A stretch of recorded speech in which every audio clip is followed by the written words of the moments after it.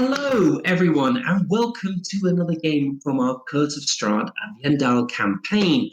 I am your Dungeon Master. I am Xanny the Storm Meeple. And today we have a slightly smaller game. A few of our players can't make it today, so not saying we won't be continuing with the normal campaign, but things will be maybe cutting off at a point which is most convenient to the whole party being with us to start the next session. Before we begin, let me just say a quick thank you to a few of our supporters who have been watching us over these last couple of weeks, who have been really kindly contributing to the channel. We have our Patreon supporters, that's Base Operations. Thank you very much to you, as well as to Kellum, who's another one of our players. Thank you so much, Kellum, for your continued support. And Plutonium OD, thank you so much again. All of them are fantastic hobbyists and great D&D players in their own right. I don't know about Pluto because I haven't seen him play D&D. I'm hoping he's good because I really love hanging out with him. So I have a feeling he's a really good player. We also have to say thank you to our Patreon. That includes Just Bob, who's another one of our players. Thank you so much, Just Bob, as well. And also to Pluto, who's also a Twitch subscriber. Sorry, this is Bob is also a Twitch subscriber. And today we got a new script Twitch subscriber. That's Sonic Boom 111. Boom is spelt with 2 zeros instead of 2 O's. I don't know if it's one of us, but if it's one of our players, but whoever it is, thank you so much as well for your support on Twitch. It really means a lot to us. We don't do this for fame and profit, but we do like to have fun, and it really means a lot that people are liking and enjoying our stream. Tony is online with us now. He's telling us he's just enjoying. He's just lurking.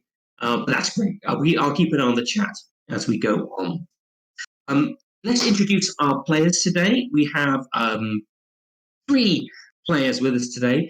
You may see Charon's face up there, but unfortunately, Kitten can't be with us.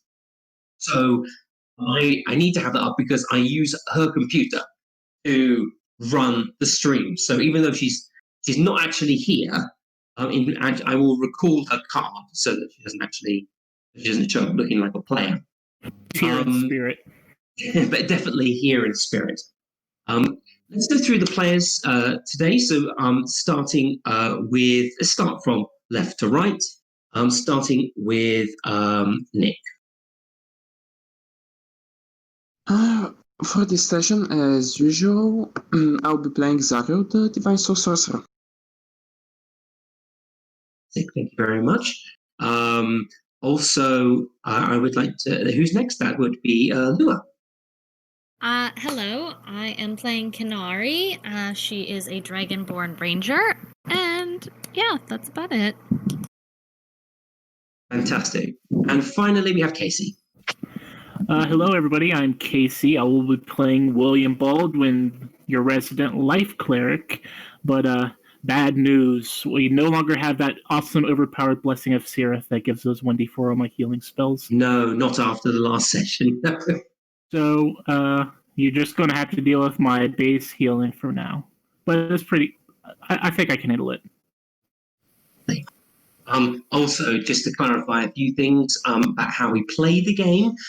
First of all, we do use the critical damage table, so we also play the lingering injuries table. We also use something called Cardic Inspiration. You can see each of our players has got a lovely blue card. They can use this at any point in the game to boost one of their rolls. This can be an attack roll. It could be an ability check. If that happens, ability checks are treated a little bit differently, and I'll go through that if that actually happens in the game. But basically what happens is 2, 3, 4, 5, 6, 7, 8, 9, 10 are what they are basically what they are on the cards. That's what they add to the attack or the save, for example. Then we have the face cards, Jack, Queen, and King. Those are worth 10 as well. And an ace is an auto crit. Okay, so that's basically the way it works. The only way an ace doesn't work that way is with an ability check because it is free to have an auto pass ready to go. Is there anything else that I've left out before we begin today's game? I don't think so. We're good to go. Basically, in the last session, we had a lovely role-playing session where our group explored Mammoth Air and went around and visited different shops, bought the items that they need to buy. They returned to Mammoth Air and managed to have their long rest. We had our Melamon, who was our barbarian slime, green slime, our barbarian green slime, but he's a fire slime. I can't remember exactly how that worked, but he was he got replaced by his brother, who has taken his place in the party. He's now an NPC, and Timus has taken his place in the party roster. We also had to say goodbye to another character, Darriel. Fortunately, Kellum, who plays Darriel, has not been able to join us anymore because his work hours have changed. And he's taken advantage of that. And so our characters, they met several characters around the city. They met Granny Atmos, the owner of a magical items shop, and William managed to get his hands on a very special shield at a cut price. Fortunately, he's going to have to do something to earn that shield, which is kind of where we're going today in today's session. And he also had a chance to meet Nanny Oakes, who runs sort of a magical curio shop on the opposite side of the grove to Granny. She allowed Timus to buy several items from her, and we had a very cute, quaint scene where Karen was wearing a bonnet. Other than that, we had a bit of a drinking session with ZARRIEL, who didn't get so intoxicated he passed out, but definitely was feeling a bit tipsy by the end of it, and is feeling a bit lucky at the moment. He's got his courage. Lasts for an hour, so I don't know how much longer you've got. Probably about 30 minutes or so. No, probably about 45 minutes. Got back. So you've still got that for an hour, for 45 more minutes. And yes, we're currently back in the Wayfarers Guild. You can see the map there. Everyone's sitting around, having a wonderful time, and we're about to begin today's session. So, Robert is still serving drinks to people. He's walking around the bar, stumping around, and it's to you guys. What do you do?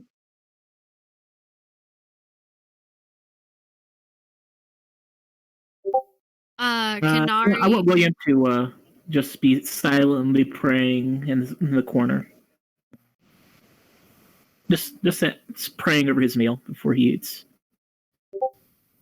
So, yeah, William's Right silently eating. Sorry, he's silently in the corner. Is he currently eating with his mask?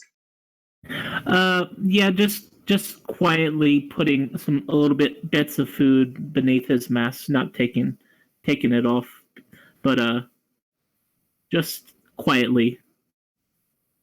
Okay, so chomping quietly there. slipping his food away.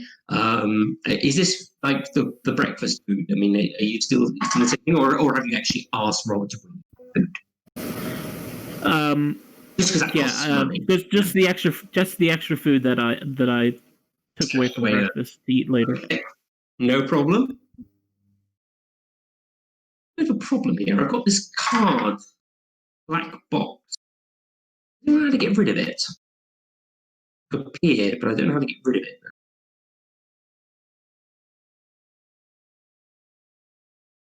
KENARI is after giving over the amount that Granny had given her to have Roberts take to the orphanage. The 350 that you bought the shield. Yeah. She is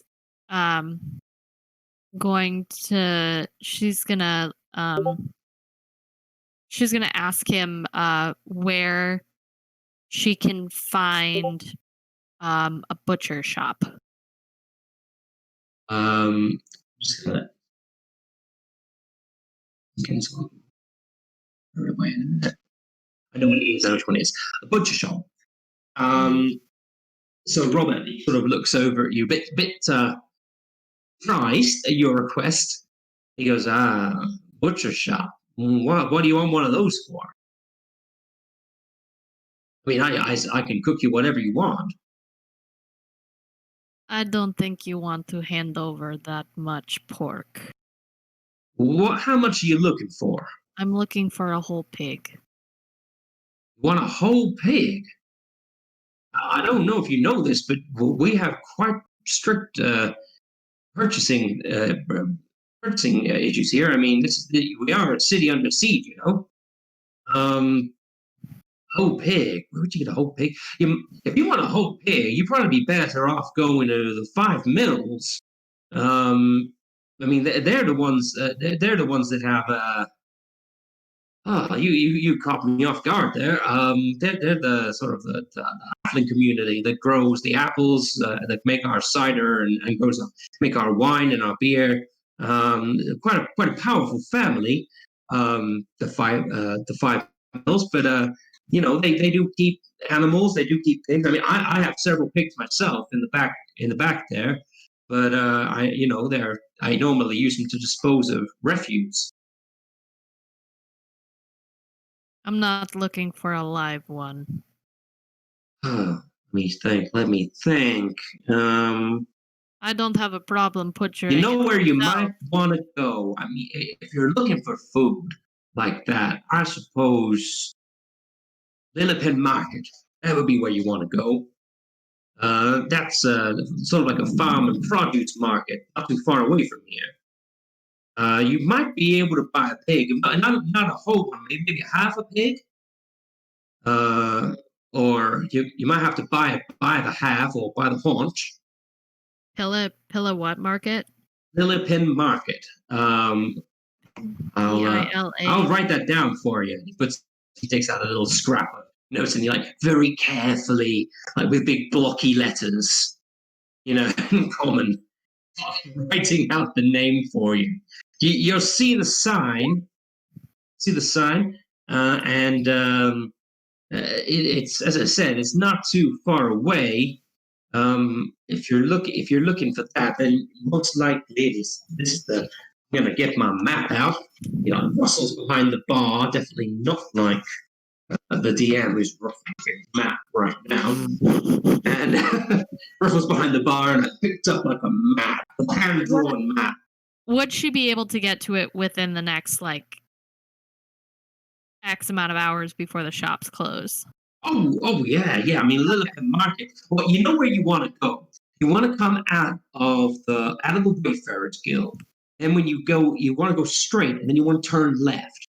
And then you want to keep reaching until you reach the main thoroughfare from the north, reaching down towards the docks. You follow that road all the way down to the docks. Just before you reach the docks, the dockyard, you'll come across a spherical area, an open plan area with lots of little sort of concentric circles of market stalls. Okay, that's Lillipin Market. It's actually just opposite from the Forum Tradentus. You might have passed it when you went shopping. I think I did see that. Yeah, it's let me show you my map, and he reaches and he stretches the map down.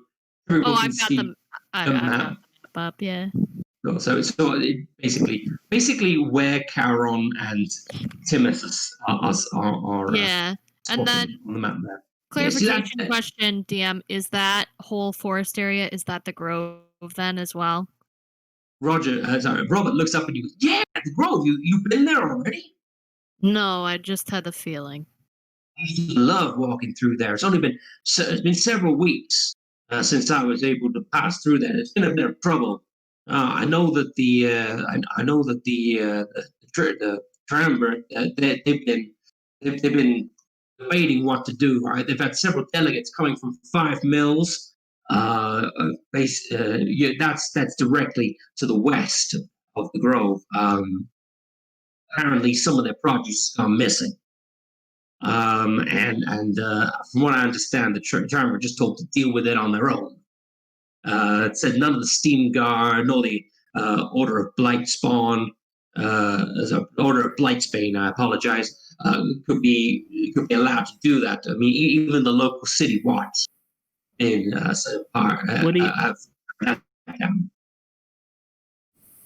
do you mean by produce? Oh, I apologize. I mean, some of their animals gone missing. Okay. I think one big buck has been taken. They raise venison down there as well. Good eating, and also good for the jerky that they make for our trail rations. Also, a couple of sheep and a pig. From what I heard, I mean, this is all tavern gossip. You understand? We had a couple of irate members of the mills come in about a week or so apart. They came in and basically started saying that it was the Wayfarers Guild job to deal with everything that goes wrong in the city. Basically, marched up to Master Torrendip's office and insisted that he send Wayfarers down there to deal with it. Master Torrendip told them very firmly that if he had the money for it, he would assign people to do it, but no one was willing to work for the miserly amount that those happens are. Can you point out which area on the map they went missing? Oh, over here. You see the 5 mills over there. So right around the pens, I'm assuming, is where they went missing. Did it look like? Did they say anything about having something look like it jumped the fence? Yeah. So wait. I don't know what it was. I just know that apparently some of the wild animals in the grove have been acting up recently. I mean, normally people take this sort of thing to Granny, but she seemed to be loath to go in and handle the problem the way that the halfling seems to insist that she does. Well, thank you for your time. Well, no one tells Granny what to do. Believe me. Did you say somebody was willing to pay to have this problem solved, but it was a meagerly sum? Oh, it was a pittance. Basically, they were saying it was our civic duty to deal with it, and they were offering to cover our expenses. That sounds like a city guard type of thing. Well, that's what they were saying as well, but the city guard, they don't go in the grove. Not without Granny's say-so. I wonder why. Because no one messes with Granny. I turned to KENARI. If the pig is for the wolves, is that what you're talking about? I'm sorry, you were saying, William? I turned to KENARI and say, if the pig is for the wolves, if that's what you're getting on, maybe they will be able to cover our expenses for buying the pig. They're not going to part with more livestock that feeds the city in order to know that it's going to a bunch of hungry mongrels that already stole part of their livestock. We're better off going and buying and paying out of our own pocket. Besides... I turn to the barkeep and say, we've been tasked to relocate some wolves that are in the grove. How do you know any way they could have gotten in? I can't see how. I mean, the grove's far too small to allow wolves to run around. Well, we've been tasked by Granny herself, so. If you've been tasked by Granny, then you. Is she paying you, or well? How did you come to an agreement with her? He seems to go pale as you say that. Come to an agreement with Granny. She's going to interrupt and she's going to say, is there anyone in town who specializes in, and she's going to use air quotes, exotic pets? Pets? Well, there is a pet shop, if that's what you're talking about. Not really anyone who specializes. I mean, the only thing I can think of is that someone will be importing wolves from another city. We don't, but I don't see how that's possible. I would have definitely heard if wolves had escaped from the air docks. I'm thinking a noble bought something he didn't really understand what he was buying, thinking it was some sort of hybrid guard dog. Realized maybe that's a possibility. I mean, the noble quarter is directly opposite, so there is always a possibility. Is there any noble in town who's known for eccentricities in sort of buying things in order to show off? You gotta. I know you don't come from that there. I mean, you gotta. I just gotta. You gotta understand that we have very strict laws on what can and cannot be kept She within kind the of just city walls. I'm she not kind of just saying that it's lets not out possible. a low laugh, like lets out a little low laugh of just like, and I think you are underestimating how much you can pay off people to do certain things. I mean, let me think. There's a possibility that Maurice bought one, but even that dragonborn wouldn't be so foolish. I mean, there's an inn not too far from the noble district. Is run by a dragon blood, a dragonborn noble. He runs an inn called Maurice's Manor. I did hear that he once had a tiger or some sort of exotic cat that he brought out and showed off to the customers. But if I remember correctly, he got a stiff fine from the city for that. He had to, and when I say fine, I mean like an ongoing payment. He's still paying off the government for in form of increased taxes and insurance costs. All the His more reckless reason why he behavior. would. All the more reason why he would let something else go before they could get caught. Well, as I said, I don't have much truck with Maurice. He's a different kind of sort to me, and he would turn his nose up at me if I did walk through his doors. But you can go and check him out. Maurice's Manor is actually not too far from here, and he points on the map. It's down to points it out the map. got and it. Okay. And he says, you just have to follow the road southwest, and you'll Thank come you. from here, and you'll come across him. All right. She's gonna thank him for that.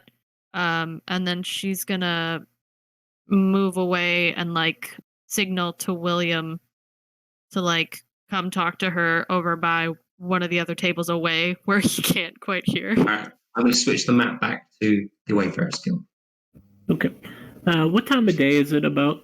Well, you went out, you have breakfast. So I'm just trying to remember because you got up, you had breakfast, then you went out and kind of explored the city. I'd say it's probably still about nearly lunchtime. Okay, that's good. It's about maybe 1 p.m. Okay, that's good. So we have time. We have time to go buy a pig. Maybe go to the actual people who had their pigs stolen. She ask them some questions. She agrees, but she kind of just is like, we're going to do two things. First, I'm going to find the nearest shop that sells fabric and rope, and I'm going to go take care of something first. And then, since it's in the area, we'll see if someone has the meat we need. 5 wolves eat quite a bit. And considering the fact that they're willing to jump a fence to get livestock, tells me they're pretty hungry. Yeah. So, and why you do that? I don't want to task the entire group with doing something. It was just basically me who benefited from that shield. So I'll just ask around if anybody is willing to join us. If you're willing to help me. You're welcome to do that. Probably not everybody. You're welcome to do that. I'm going to head down and get the supplies that I need. If you need me, I will meet you at the market and. Okay. So while she does that, I'll just. So while KENARI leaves, as she does so, a lithe female elf, about in sort of like in her mid 50s, so quite young for an elf, comes down the stairs from the guildmaster's office. She waves cheerily at you, KENARI, as you pass by her, and then makes her way over to the table with you, William. Signaling to Robert as she does so, who looks over at her, gives her a brief smile. She puts up 2 fingers, and he sort of rushes behind the bar, thumping as he goes. Little steam hisses as he walks back and forth. And then he grabs 2 glasses of sort of 2 small crystal glasses and a decanter of some sort with a ruby red liquid inside it. He then shuffles over to the table and places it down in front of the pair of you.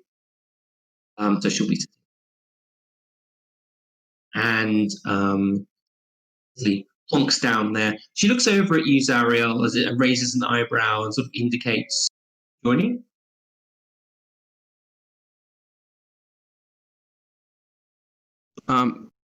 Indicates you cut out.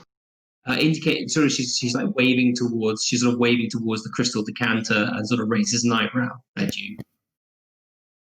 I raise a hand and put it back down. I am. Okay. I have She gives an eye roll of celebration, and she sort of mimes drinking at you. I waved Ariel over. It's like, join us. Sorry. So I will have I was listening from the conversation first off, not that, but ZARRIEL will go over there. Okay, and little Melamon sort of like popped over to you, whoop, whoop, whoop, whoop, reaches behind the bar with an extended green tentacle and pulls up a he was reaching for a decanter, but he seems to have brought up some sort of orcish drinking bowl instead. And he sort of puts it in front of you and gives you a little salute with his tentacle, and then sort of whoop, whoop, whoop, whoop, sort of goes back to the corner where he was sorting bottles. Before she pours him a drink, I take the drink placed in front of me and just scooch it over to him. William doesn't drink. So Nelly looks at you and she sort of like takes the drink, passes it over to you, ZARRIEL, and then calls over to Rob and waves the bowl and says, "Rob, can we have a something a bit lighter and a bit short on the alcohol over here for my friend?" Sort of, she turns to you and she sort of says, "Any preference?" A tea would be fine, if you have it. Strong brew, Rob. If you don't, I'm fine. How you been, Nelly? Rob sort of like curses and then stomps off to get the pub. KENARI had like waved her tail in acknowledgement of Nelly as she had like made her way out of the thing. So, well, Nelly notices your acknowledgement, and she gives you a sort of a smile as she sees your wave. So Nelly sort of scoots forward on the chair, bringing it forward, making a horrible screeching sound over the sort of the wooden sort of plopping sound, over the wooden floor. A couple of minutes later, Melamon, sort of balancing precariously on the sort of flattened on his upper head, sort of flattened in preparation, sort of like almost like a tea tray. He's like coming over, going sort of hissing to himself as he deposits of scalding hot tea in front of you, William, and puts a sort of a ceramic in front of you as well. Okay, I say thank you very much, Melamon, as I toss a gold into his globular form. His mouth opens wide and he swallows it. A few minutes later, you can hear Rob berating Melamon. Robert berating Melamon. You spit that out, you hear? You spit that out. That's the takings, that is. Melamon, no, it's not. No, you spit that out. That is for the drinks. It's mine. No, you spit it out now. There's like this little, and sort of in petulance, this golden bullet flies across the room. as Melibon spits it to the floor where it bounces and ricochets. I love this. I love this so much. Cursing and muttering about ungrateful green slimes. Rob sort of after it. Stomps off after it, leaving sort of a fading trail of curses in his wake. Melibon just gives him a big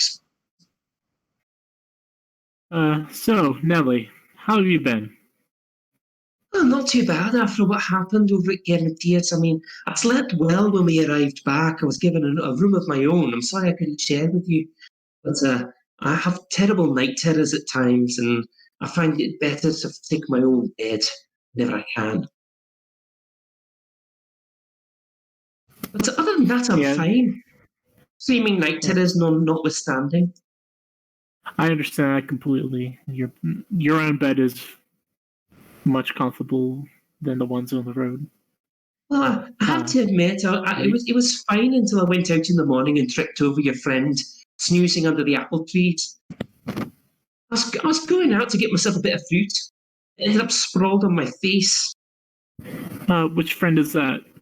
I think her name's, the lovely Dragonborn lady who just left, the KENARI, I think her name is. I'm sorry, I found it difficult to get all of your names. It was quite rushed. On our way back to Gernadius, and then I got separated from you while I was looking after those children. So I thank you again for that. KENARI, did I hear you slept outside? Why didn't you? There's a warm bed right next to right in our dorm.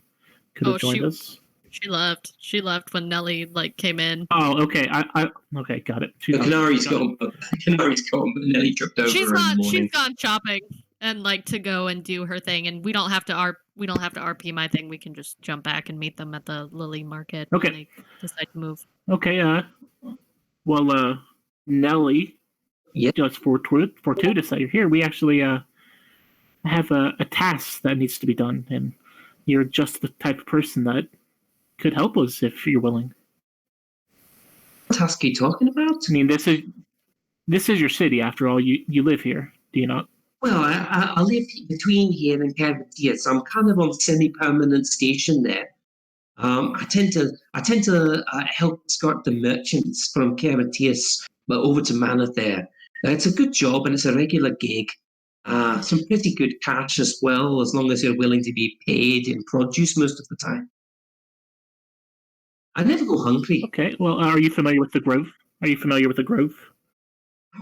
Yes, I used to go in there quite frequently. I kept getting told off by that nasty old bag who lived up the road. She wouldn't appreciate me resting in the trees near her house. Is that Granny? I don't know what her name is. I just know she looked like she was sucking on a lemon. Yeah, sounds like her. Well, we've actually been tasked by her to help clean out the Grove. There appears to be some. Let me help you take her off knowing if I'm there. She don't like me, you see. Well, maybe you can earn some favor in her eyes if maybe she can like you. Clarification, real quick, DM. Nellie's a ranger, isn't she? She's not really a ranger. She doesn't really have a classification. She's a wayfarer. She's an NPC. She's more of a fighter than a ranger. Okay. Specializes in range. Thank you for clarifying. That was my only question. I think she's got she has if I just check, she's no, she's just a very perceptive fighter. Okay, got it. Just because Granny's soft on rangers, I wanted to make sure because that didn't make sense. But now that the clarification has happened, that makes more sense. Leaving now. Clumping around in her boots, not being respectful, basically just sitting in the trees and stealing the fruit that's there. Basically, she was scrubbing for apples and things like that in the forest and not respecting the wildlife properly. Well, yes, if you help us with this situation that we have, maybe you can. Well, who's actually coming? Earn some favor with Granny. Just a few of your paths seem to be doing their own thing at the moment. Yes, I don't see Karen around. He's probably down by his temple. But I don't want to bother the entire party with this. This is really just basically the mission. I got this nice shield, and for a nice price, we seem to be doing a small task for Granny. And I don't want to bother the entire party, but it's me and KENARI for sure. I might ask ZARRIEL if he's we could use his. And Nick, Nelly sort of like spins around in her seat at the mention of your name, and she sort of like leans forward uncomfortably close. Kind of think Jester, right? So she's kind of leaning forward and comfortably close, and she's just like, "So you're coming out here? It'll be good to fight alongside you again." I will mirror her movements the same way she leans in. Give her a big grin. If you can give me information, I shall. What sort of information do you want? I need information of people. People? I haven't really been in the city long, but I do know a few people I could talk to. If you give me a name, or you give me some, a description, I might be able to find them. I'm going to have to do a bit of a trawl around the pubs, you see. An artificer has recently entered the city. He is not from here, and you should be able to recognize him easily. Well, you can either, if you want to write down a scrap of his information for me, or even his name, I can take that with me. Could you give me a little bit more to go on? There's a lot of strangers that come in and out. We got the air docks. We bring in people all the time, and of course, new wayfarers like yourselves. I wish to take a piece of paper from my backpack and draw him out if I can. I'm not sure. Let's do I'm going to say sleight of hand, because that's like dexterity, manual dexterity. Isn't it performance? Not really performance. However, say what? I'm going to say no. I'm going to stick with my original before I go around. No. Artistic supplies. Yeah, do performance.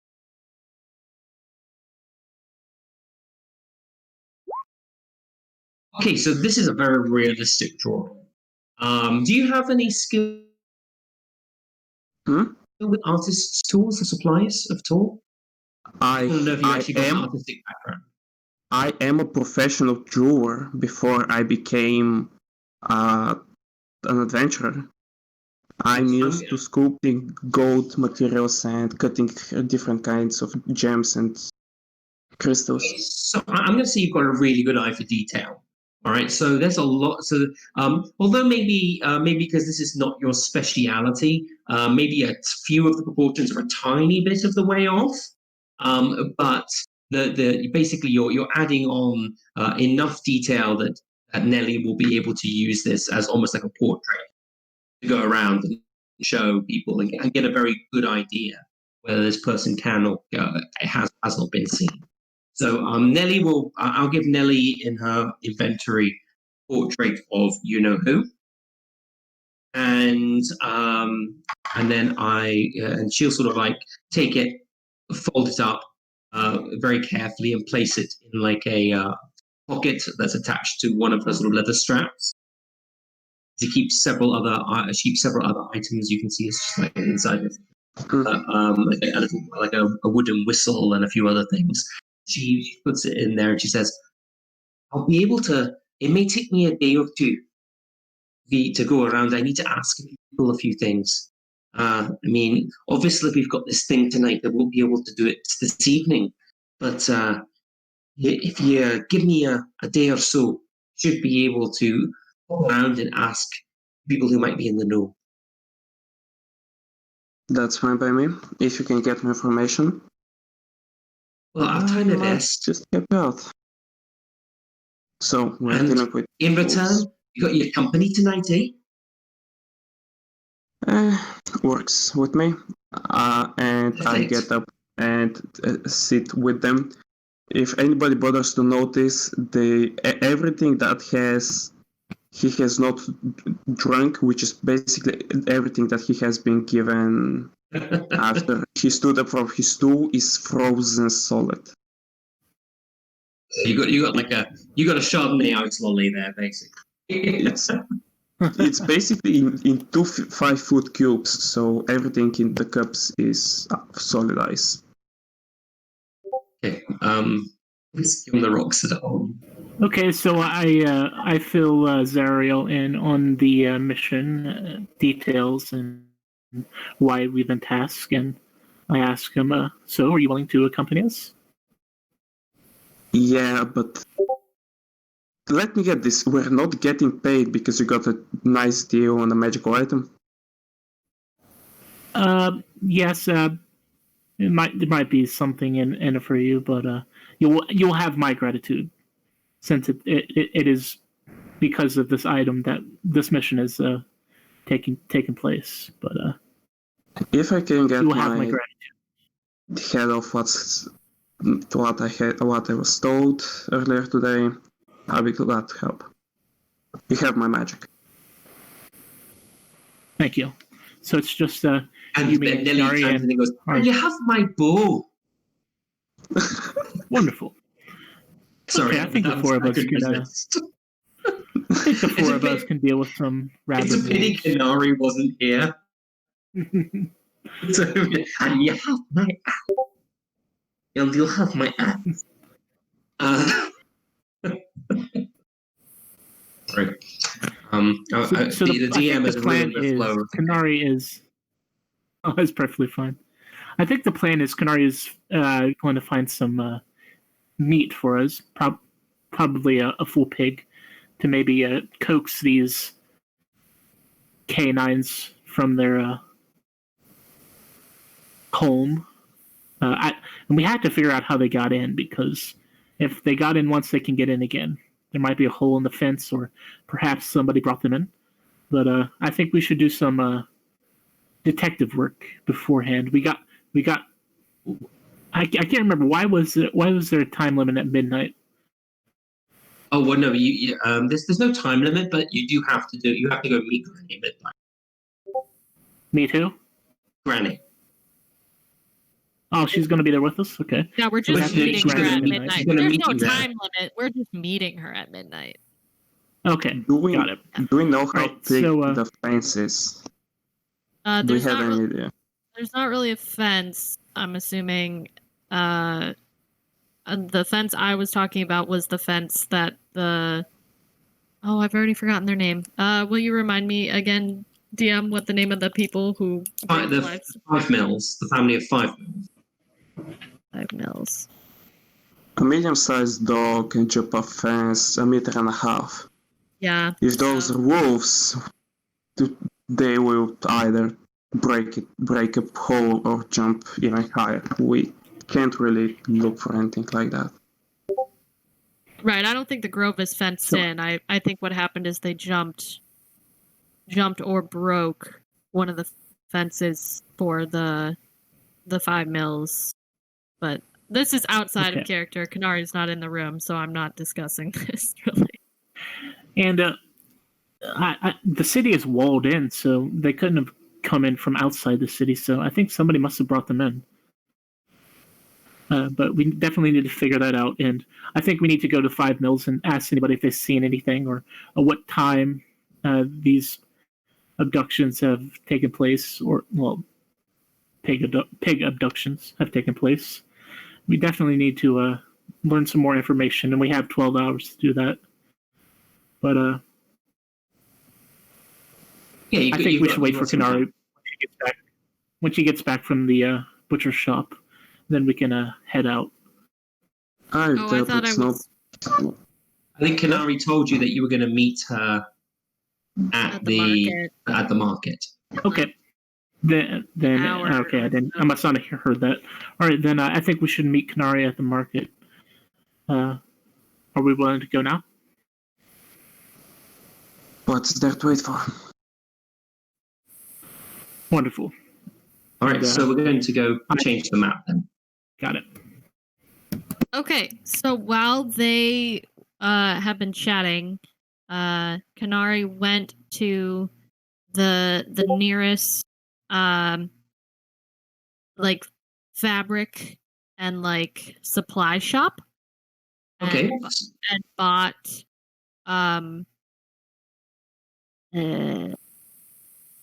like 20 yards of fabric and a shearing scissors.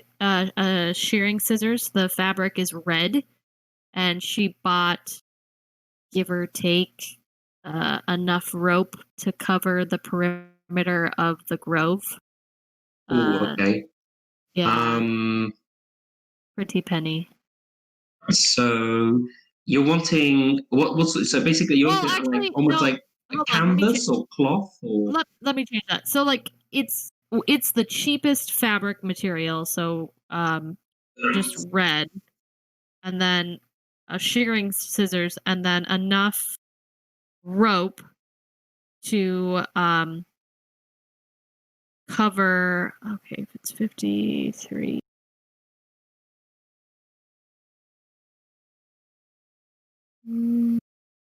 let's just say you can buy several large bundles of rope. Yeah, enough to cover like enough to cover like this side and like this side of the perimeter of the grove. And so like on this rope, almost so like policeman's tape, like to go around. Oh, it's not really like policeman's tape. So what she's done is in this time that they have been taking to like talk and go towards the market, she has done this. It's probably taking a long time, and they're probably sitting at the market like, where the hecky hey is she? She has taken this time to cut up the fabric into strips, tie it on the rope, and then tie the rope to a tree and tie it on. So starting from like this tree to this tree to like this tree. So essentially this whole half is now, it literally looks like someone has just hung a whole like a rope with like weird looking flags, like really horrible weird looking flags. Okay. Okay, what's the plan here? So the cost of that, I need to just, because it is going to cost you some money. That's fine. To do so, let me just check. So 50 feet of rope is a gold piece. I'm just going to round it up and say, and if you look at like a sort of sackcloth, nothing too fancy. Yeah, no, nothing. It's red is the only thing. I mean, maybe like the owner like produces several sacks that have got like bright red stamping sort of things emblazoned on them. So it's not like fully red, but it's got like some symbols that when you put the cloth on it, it appears it's got like red stripes on it. Yeah, so like 10 gold, maybe? 15. Because if you want something that's like completely dyed red, that'll be far more expensive. Of course, it's like it mostly got like a red. I'll say I'll be a nice DM and say about 15 gold. Okay. Those materials. Perfect. I mean, a pig will. I mean, you're buying quite a lot of material here. So I'd say that yeah. Oh no, let's put the price down. I'll throw some money in on that as well. Free 10 gold. 10 gold. Okay, I'll give myself 5 gold back. I'm a nice DM. I mean, you just by circumstance, you managed to find the vendor of the shop. Lovely little person who called, and I actually do have a shop for this kind of thing. A lovely adventurer called Cohen. A lovely he's an elderly barbarian man. He's wearing a fur loincloth. He's got very wrinkly skin and a white scrubby beard. He's got an eye patch covering one eye. And he has a broadsword on his back, and he walks with a walking cane. What's the name of the shop? Cohen's Caravan Outfitters. Owen with an E or an A? Cohen, Cohen. Oh, COH. And Owen's Caravan? Yeah, Cohen's Caravan Outfitters. It is. All right, so his name is Cohen? Cohen. He's a Cohen O'Brien. Okay. And he basically, I mean, you're a bit put off by him because he has this really pronounced lisp because he has like a really bad set of false teeth. So when he talks like that, like too big for his mouth. And he sort of like, between all the spitting and sputtering, you manage to get across to him that you're looking for these adventuring goods. For these goods, he makes you pay premium on the road, but he also has a number of pieces of sackcloth that he really just wants to get rid of in his back room, and he's willing to throw that in for free. The sackcloth is from the Smeek Expeditionary Force, and it has like a big like stamped, sort of big red airship stamp on it. So when you cut it up into pieces, when you cut it up into pieces, there's like big blotches of red on the strips. And he throws it all in for 10 gold. And you sort of walk away from him abruptly after dealing with him. He starts going on about young whippersnappers not respecting their elders. And then starts saying in his day when he was a proper barbarian, and that's like the last thing you hear before he exits. Okay, got it. And she went and she did that. So she gave them like an hour estimate. I'm assuming William didn't hear that, but yeah, about an hour. It's probably taken her, with how much she's been chatting, and just to cut it up and tie and then do these, I would say it's taken her maybe an hour and a half, maybe almost 2 hours. Yeah. As you enter Lillipin, let's say William heard it, but Casey definitely did not. Got it. As you enter Lillipin Market, you notice a rather subdued air. A number of the stores towards the westerly half seem to be empty. Those that are sort of those ones that are encroaching upon the Grove space are a bit more. Maybe some of the people decided to stay at home, or they negotiated to change where their stall was for the day. You notice it's a very cosmopolitan area. There's a lot of people from different races there. There's a large number of halflings manning the stalls. You also notice that there are a number of goblins wearing the blue and gold livery of the Smeek Expeditionary Force, directing a number of orcish, minotaur, human, and dwarven workers to sort of move large bundles of goods and sort of deposit them at their owners in the different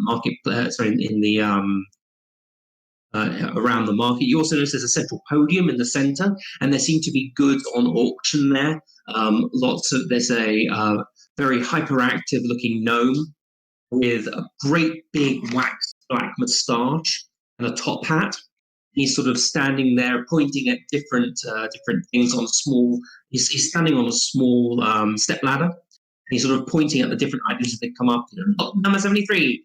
As you can see, a beautiful example of an Arbalian bust from the city of Cinnabar. It's a perfect condition. I would be willing to let this go for no less than 70 gold pieces. 70 gold pieces, people. You hear me going once, hear me going twice, gentlefolk. Oh, please, come on. This is a genuine article. I can go as low as 60 gold pieces, and this is basically. There's also the sound. His voice is kind of almost drowned out by the sound of market animals. There are small pens everywhere. There are normal domesticated animals such as pigs, goats, sheep, all there for sale. You also see a few more sort of esoteric things. People say they're advertising griffin eggs, for example. I mean, I'm not even going to make you roll for this, KENARI. You can tell from the size of those that those aren't griffin eggs. They're not. They're definitely not. I mean, I think from your range of knowledge, you would be able to say those are not griffin eggs. Whatever they are, it's definitely not a griffin. Growing up in the mountains, you see a griffin egg, you know what they look like. Exactly. Kind of a deal. Exactly. This is not a griffin egg. It looks like it's from a larger animal than a chicken or a duck, something like that. But it is definitely not griffin's egg. It's more like an ostrich egg. Yeah, kind of more like that size. Well, griffin eggs are about twice as large, maybe 3 times as large. Big babies. Perfect. Okay, so I'm over by the stock, essentially like the stockade livestock area, the stable area. She'll be standing. She'll have like looked at some of the pigs, realized they're not like super good quality, and has started to move over to the goats. Okay. I mean, the pigs they're not poor quality. They're just young. You know, they're Right. imported for basically for the people of the city to take and like put in their backyards. They're not ready to be butchered, though. Is the like exactly this is not butcher goods. This is livestock. right? So So like, I shouldn't have used quality. I meant like they're not at butchering age, which means no, definitely too young. They're definitely like piglets still. Yeah, so piglets or just growing out of that young. Right, but the goats and the sheep, I'm assuming, are like full Yeah, grown. the goats are more or less full grown. There are a few kids, but mainly fully grown goats. The goats are probably used for milk. Yeah, So you actually notice there's only 1 or 2 rams. Most of them are ewes. Okay. Same with the sheep as well. Okay. Yeah, so she'll be looking over some of the sheep and like the goats and like looking them up and down and like looking at some of their like just checking from afar like their ages. So I don't know where everybody else is, but she didn't like intentionally go looking for them. She just kind of is like hoping they show up. All right, guys. So basically, that's where KENARI is. My family, when we go shopping, is you're gonna sit here while we go shopping. Awesome. We'll be back. Maybe. I want to go up to one of the stalls closer to the woods and ask and talk to one of the purveyors there. Okay, so there's a young female minotaur.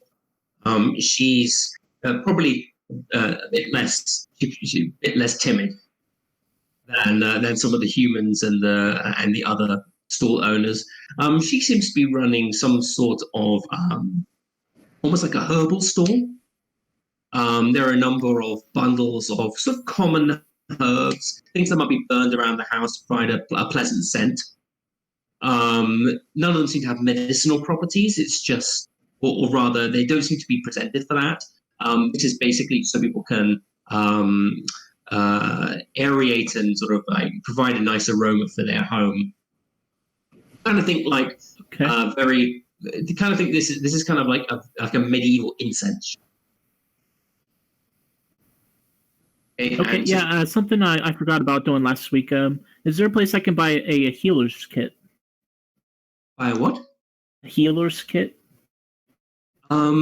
Yes, but you might have to ask around. Okay, yeah, I'll go up to the herbalism store and excuse me, do you know any place where I could buy a healer's kit? She looked up at you a little bit gruffly. I mean, she was kind of hoping you were coming to buy something from her stall. But you know, she notices that you are wearing sort of unusual regalia for Manafair, sort of exhibiting holy vestments that she wouldn't of a god that she doesn't recognize off by sight. And she also sees your sort of metallic mask on your face, and she looks up at you and sort of gives you a wary nod. She says, let me think. You might want to check out. I mean, I don't normally work here. This is my first time in Manafair, but I have heard of a few places from a few other herbalists who've been here before. I suggest if you want to check out something like that, you want to look for someone like why don't you check out the Silver Alembic? I heard that's a shop that's run by a gnome in town. She specializes in potions and poultices, the healing items. You might be lucky. She might have a few in stock. Do you know where that is by chance? You do have a healer's kit, by the way. Darryl dropped off the good. Yeah, but it was like half out, so I just want to top it up before we.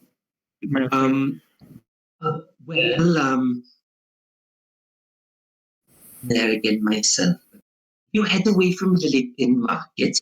You head towards the east. But 5 shops down, there's a small shop. You'll notice it. You'll probably be able to notice it quite easily. They say it stands out from the rest. Okay, well, I'll keep an eye on it. Thank you. While I'm here, do you have any herbal remedies that would promote healing or anything? I'm afraid not. I mean, obviously, we use these beautiful herbs, and she points at a few of them, and she says, sage and some rosemary and a few other bundles from the wilds. And I suggest if you're trying to get rid of the evil miasma that has infected your home, you burn them in the fire, you burn them, and then you wave them around the house to spread the good scent, natural and beautiful spices and herbs to really brighten your household up. I can't give you anything that would be able to provide immediate healing relief, however. I have another outlandish question. Maybe I don't know much about herbs. Perhaps you're the person I would come to. Do you have any herbs that would attract wolves, or wolves attracted? Maybe like wolfsbane. I don't know the properties of it, or any herbs. You're asking the wrong person for that. I don't really know about any herbs that attract wolves. If anything, people ask me to get them things to keep them away. Do you have anything like that? Not to my knowledge. You might be better off at the Silver Alembic again. If not with her, if not with the woman who runs that shop, you could possibly check out. I had another place as well. It's a place. There's a greenhouse not too far from here. A halfling runs that shop. She might be able to tell you more. I mean, she doesn't really dabble in the common herbs that I do. I have a bit of a monopoly, or at least my family does, with the local triumvirate. We're very protective of our import business, you might understand. But I don't deal in the more esoteric stuff, and she doesn't deal in the common things that we can sell off the market store. And who did you say that was? She clicks her fingers for a few minutes. She turns to another staller nearby. It's a female dwarf. She's got several sort of blacksmith items, but it's like home cookware sort of stuff. It's all like things for the home, toasting forks and things like that. Turns over and says, Miriam. Says, yes. How can I help? Do you know the name of the greenhouse shop? The place where you can buy the more esoteric herbs. Oh, that's East Green. Too far from me. Do you know how to get there? But a customer is looking for some strange herbs that I just don't have on hand. Oh, you'd be better off asking. I've never been there, but probably if you ask at the other shop, if you ask at shops, you might be able to point you the way. Sorry, I can't. Okay, so if I go to the Silver Alembic, back and she turns to you and she goes, I'm really sorry, there's not much more that I can do. Okay, so you think somebody at the Silver Alembic can point me in that direction? Better than us, dear. Better than us. We're just moving traders. Okay. All right, I take 2 silver out of my pocket and say thank you for the information and put it on the table. One more you thing. put the silver on the table, she passes you over like a silver vial, and she says, "Don't take something for nothing. In case you need it when you go out in the wilds. I noticed your wayfarers. You got a wayfarer's insignia there. This might just help deal with the smell of those rotting others out there." A herbal pomade, perfume, like a perfume to deal with Well, Okay, well, thank you. Yeah. One last thing. I see a lot of empty stalls here. What seems to be the cause of that? well, you didn't hear it from me. There's a bit of a problem in Manor there in the grove, right behind us. Apparently, some livestock that got set up near the perimeter of the grove was taken. So grey, and it was gone. Don't know what took it, but my goods not really going to attract the wildlife. Two of the others, though, who have livestock and other animals, they decided they would rather set up at the other market. They're set up near the northern gates. Not traditionally for livestock, but they feel a lot safer. Yes, I've heard about that. Well, I thank you for the information, and I knock on the table and exit. Well, then welcome. Come back anytime when I'm here. Normally, about twice a week, I'm here in Manor there if you need anything else. Will do. And I exit. Do you see KENARI? Zarriel will tell William. Do I? Just before Zarriel, we do Zarriel's bit quickly. I just want to see whether you actually see each other. KENARI, are you trying to hide, or are you blatantly standing by the project? No, she's just standing over by the livestock area. Yeah, William. Well, with a 25, you would definitely see the blue scales, the horns. There are not. I mean, it's not that there aren't any Dragonborn in Manor there, but they're just not as common as a lot of other races here, because they have there are other cities where the majority of Dragonborn live. And so, yeah, you definitely you're able to see her. She's like perusing a number of goats, and sort of like fluffing up their fur and looking in their mouths to see how old they are and how well they've been treated. You can definitely go over to her. What did Zarriel want to? Sorry, I'm sorry, I keep interrupting people. I really do apologize. I just said that he will tell William. He will keep a distance, but will go with him. Just if he's able to overhear anything, the more the better. So Zarriel is your silent tail. William? I will go over to KENARI and say, any luck on pigs or goats? The pigs are a little too small for what we need. I'm thinking that... You never told me the plan. What seems to be your plan? The plan... She kind of like... She doesn't want to say it in front of like the goat person, because that's probably the last thing they want to sell their livestock for. So she kind of like tilts her head and is like over this way, like, and she walks a couple of feet out of earshot, and hopes that like Nelly and Zarriel and all of them are around and listening. And she just is like, I've set up a perimeter over by the farm area. 5 mils. And yeah, she can't remember. She doesn't really remember names. That's farm place. That's okay. It's kind of her thing. She doesn't really like care enough to remember names. She just kind of remembers locations.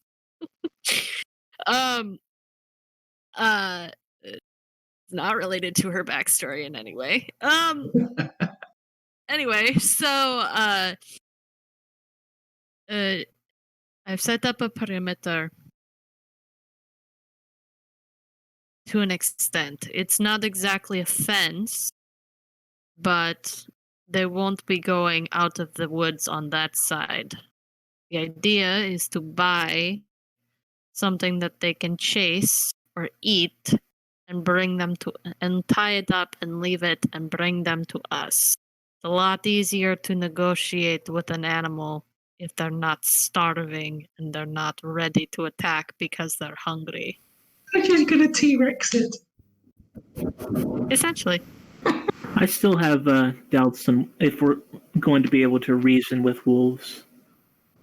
I still think we might have to dispatch of them. Can you reason with a dragon? Zero pipes up from behind her. Are you a dragon?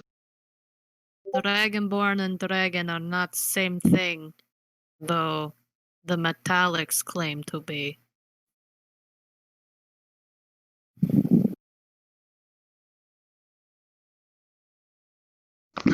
No response. Just like patters out into like awkward conversation. The one metallic dragonborn in the it's sort of like just feels like he sneezes and then looks around irritated.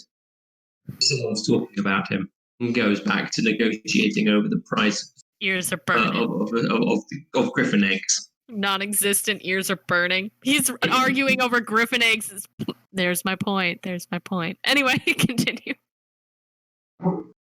So is the plan we're going to tie pieces of meat to this long line and try to attract the wolves, and then we'll be able to see if they're pulling on it?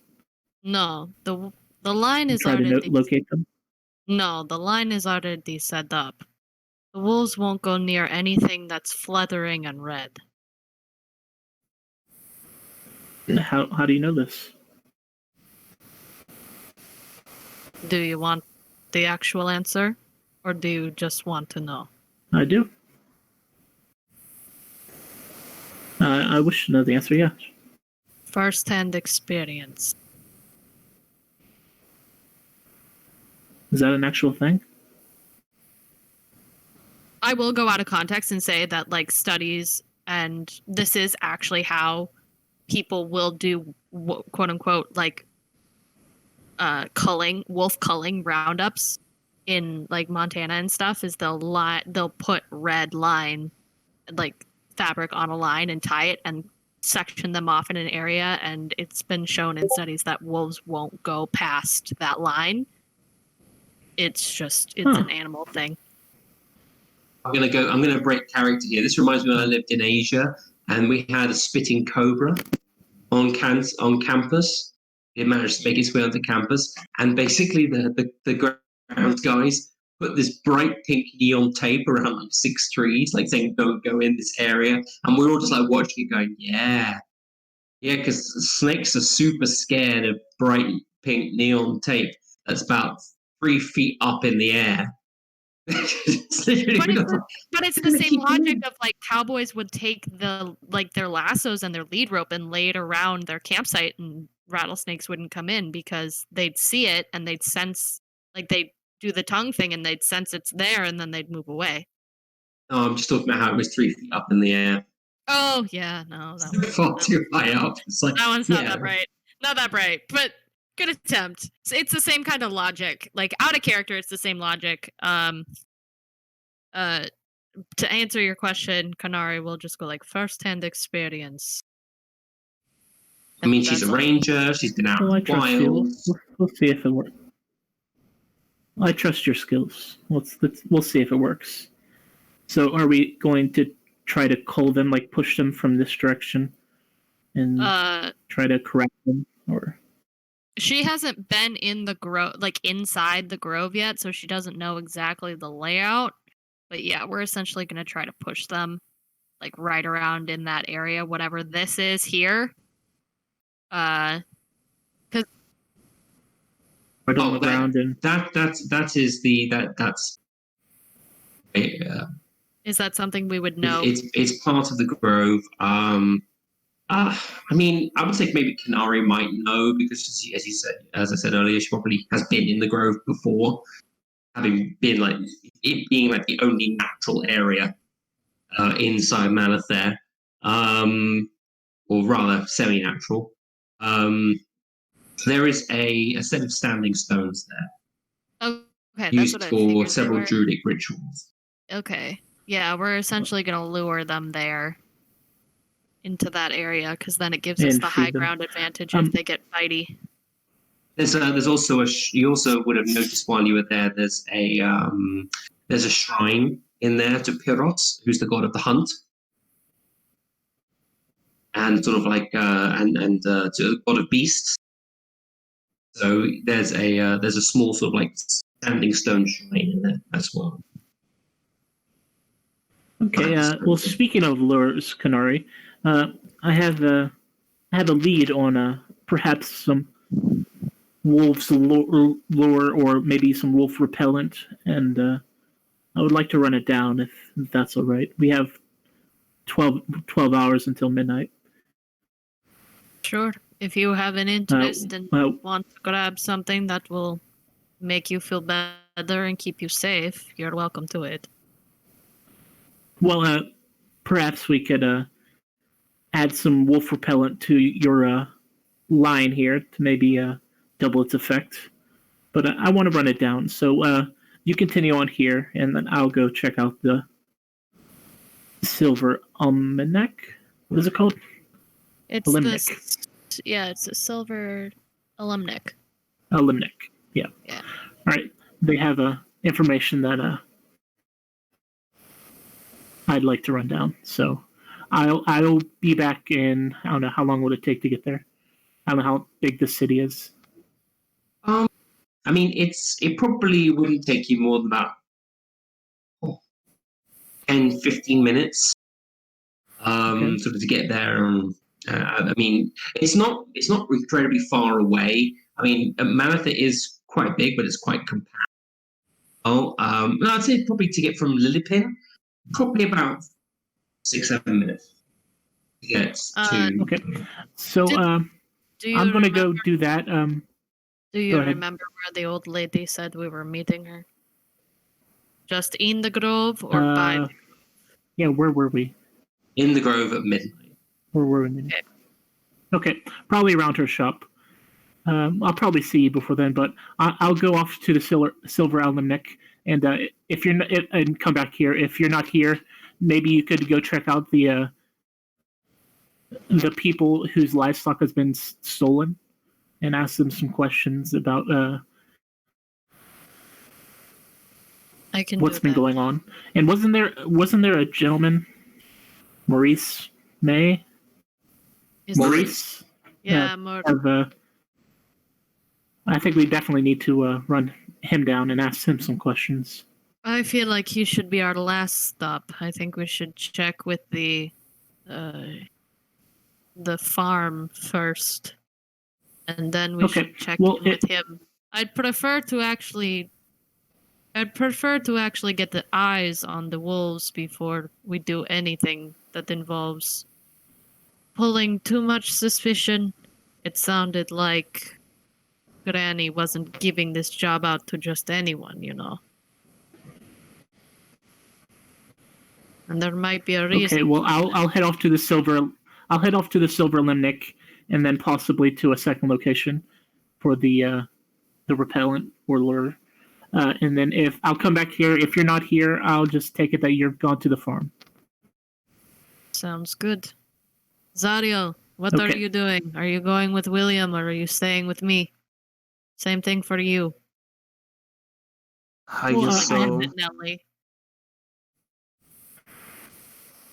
Well, I think I can handle the Silver Limnic. You might need some help with this goat, so maybe you could stay around. What did you say? Or if you have something else, you could. I will stay and help KENARI out. Can lend a hand. Or if you have stay and help who? I will stay and help out KENARI. KENARI. It's obvious that my mic is not my usual one, isn't it? No, it's a little bit quieter. Yeah, that's okay. No, I just felt bad because like I would start to hear you, and then like one of us would like talk over you a little bit because we couldn't hear you like quick enough, and so it's like, oh no, wait, he started talking. Oh, okay, well, all right, he'll pipe up again. I apologize if I do that. Pretty good, so that's the reason I'm not talking. Music. Well, I'm just gonna turn you up on mine, just so I make sure that I can hear you. So you're gonna stay with KENARI, and then what did Nelly end up deciding she was gonna do?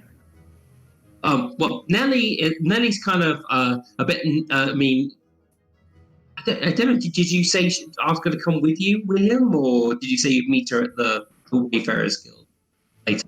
She's welcome to come. I think I can handle it by myself, but if she wants to tag along, I think you told her that you're meeting at the Grove at midnight, so she'll probably be doing her own thing, running around, probably getting supplies and things for herself. I just didn't know if she came along. That was the thing. No, I didn't actually take that into account. So we'll just say that she's, when you invited her to come along, she said, "That's fine, but I've got plenty of things I've got to get before I head off. I've got to leave in 2 days. I happily help tonight, but I better do my shopping now while I can." Okay. So, they're gonna she's gonna wave her tail to William, and she's gonna turn to ZARRIEL, and she's just kind of gonna say "How good are you at assessing the health of a goat?" I am not one to be.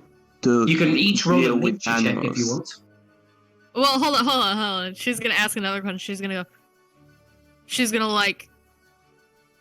kind of peek around a little bit, and then she's gonna lean in a little bit and whisper and just kind of go, "How good are you at negotiating prices down?"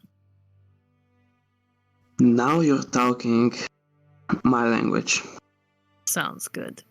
And so she turns and she starts walking back over to the stock, to the goat and sheep seller. At the DM, I'm just going to interject very quickly. Are you going to do this before you go and check out the other places, or are you going to do it after? Because if you do go before, you're going to take the goat with you wherever it goes. Right, and that's the thing is I don't know how long these shops are going to be open, and because we're going to end up taking this goat with us regardless of where we go, because we're not meeting her till midnight. So worst case scenario is probably take it to the Wayfarers Guild if you want to do it. Just tell Rob tied up his back garden. He'd probably do that for you. Leave it with the pigs in the backyard. Pretty much, yeah. Yeah, we can do that. Okay. Okay. So we'll get the goat first. All right. There's a small sort of. There's several people selling produce. There's a goblin, sort of shrewd eyes, and his stock looks to be. I mean, from a glance, it would be very good. Quite fat animals. They also have glossy coats. You also see there's another sort of there's another person. There's a young human man. He's got several goats, a couple of pigs, and a couple of chickens inside, almost like little huts that he's got to sell. He's the chickens are also waddling around inside these tiny huts on wheels. And you can also see there is I think we're looking for goats. There's a sort of a youngish half orc, sort of mid-20s, wearing sort of farmer's gear, dungarees. He's got a big sort of wide-brimmed hat on his head. Definitely not a stereotypical farmer. And a large axe at his waist. He's got several goats as well, a few young pigs, what seems to be something like an alpaca, or at least a very similar animal, as well as several ducks waddling around his feet and geese. He's standing in the middle of a pen. It's not like the ducks can go everywhere. Okay. If I roll a nature check, I'm gonna roll it. Can I roll a nature check before I ask this question, or do you want me to ask the question and then roll the nature check? Also, I want to do something as we're going at. Why you want to roll a nature check? I'm looking for one of the goat. I'm looking for either a sheep, possibly 1 to 2 sheep or goats that aren't on death's door, but are and not sickly in the sense that they're diseased and but they're older but they're still at a place in life where they would provide a good sustenance of meat, but potentially not put up too much of a fight if they were attacked. Like something A that's note not and gonna, tough cut. yeah, so something that's not gonna cause damage to whatever's attacking it, but is healthy and like full enough that it's gonna be a decent meal. Okay, so you can, if that's what you're looking for, go ahead. Roll a nature check. As she's looking Oh for... no, I did it wrong. I didn't click the thingy, and now that was a natural 20. Man, okay. Roll again. We're gonna roll again. I gotta click my character first. I should probably move myself down here. Man, that was a really good roll. That counts as off the table. You roll that. Okay, so we roll a 13. All right. I mean, looking around, I mean, there's a lot of goats and things here.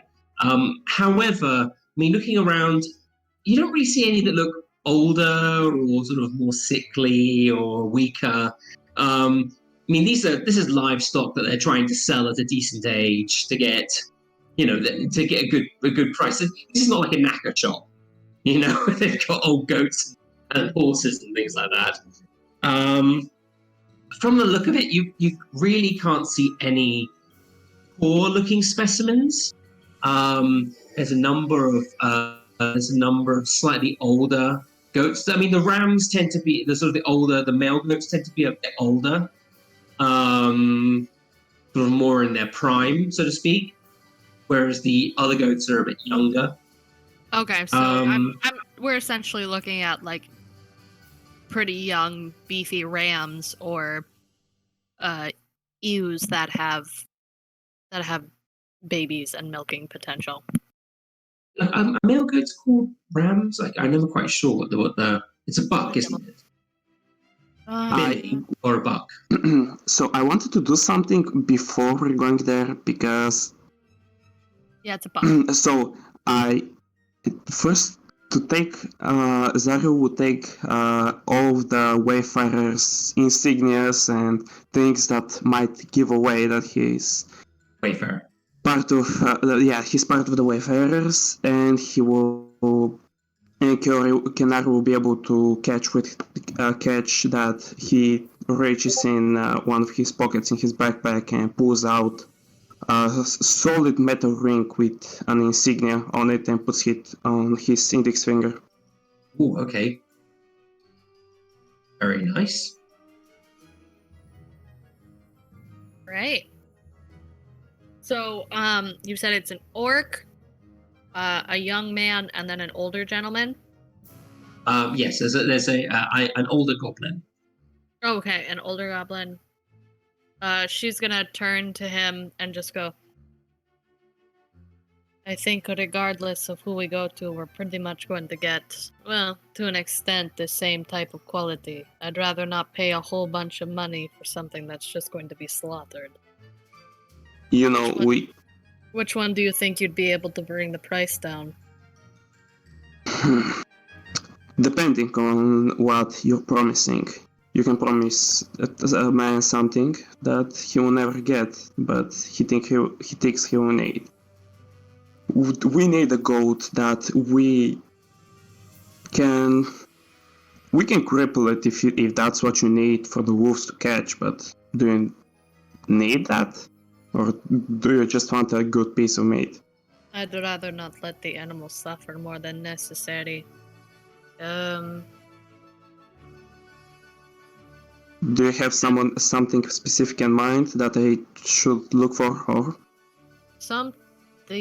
What we could do is we could probably get our hands on one and then cut off the horns of one so that it takes away its fighting ability. Wolves will always go for the throat whenever they get an opening.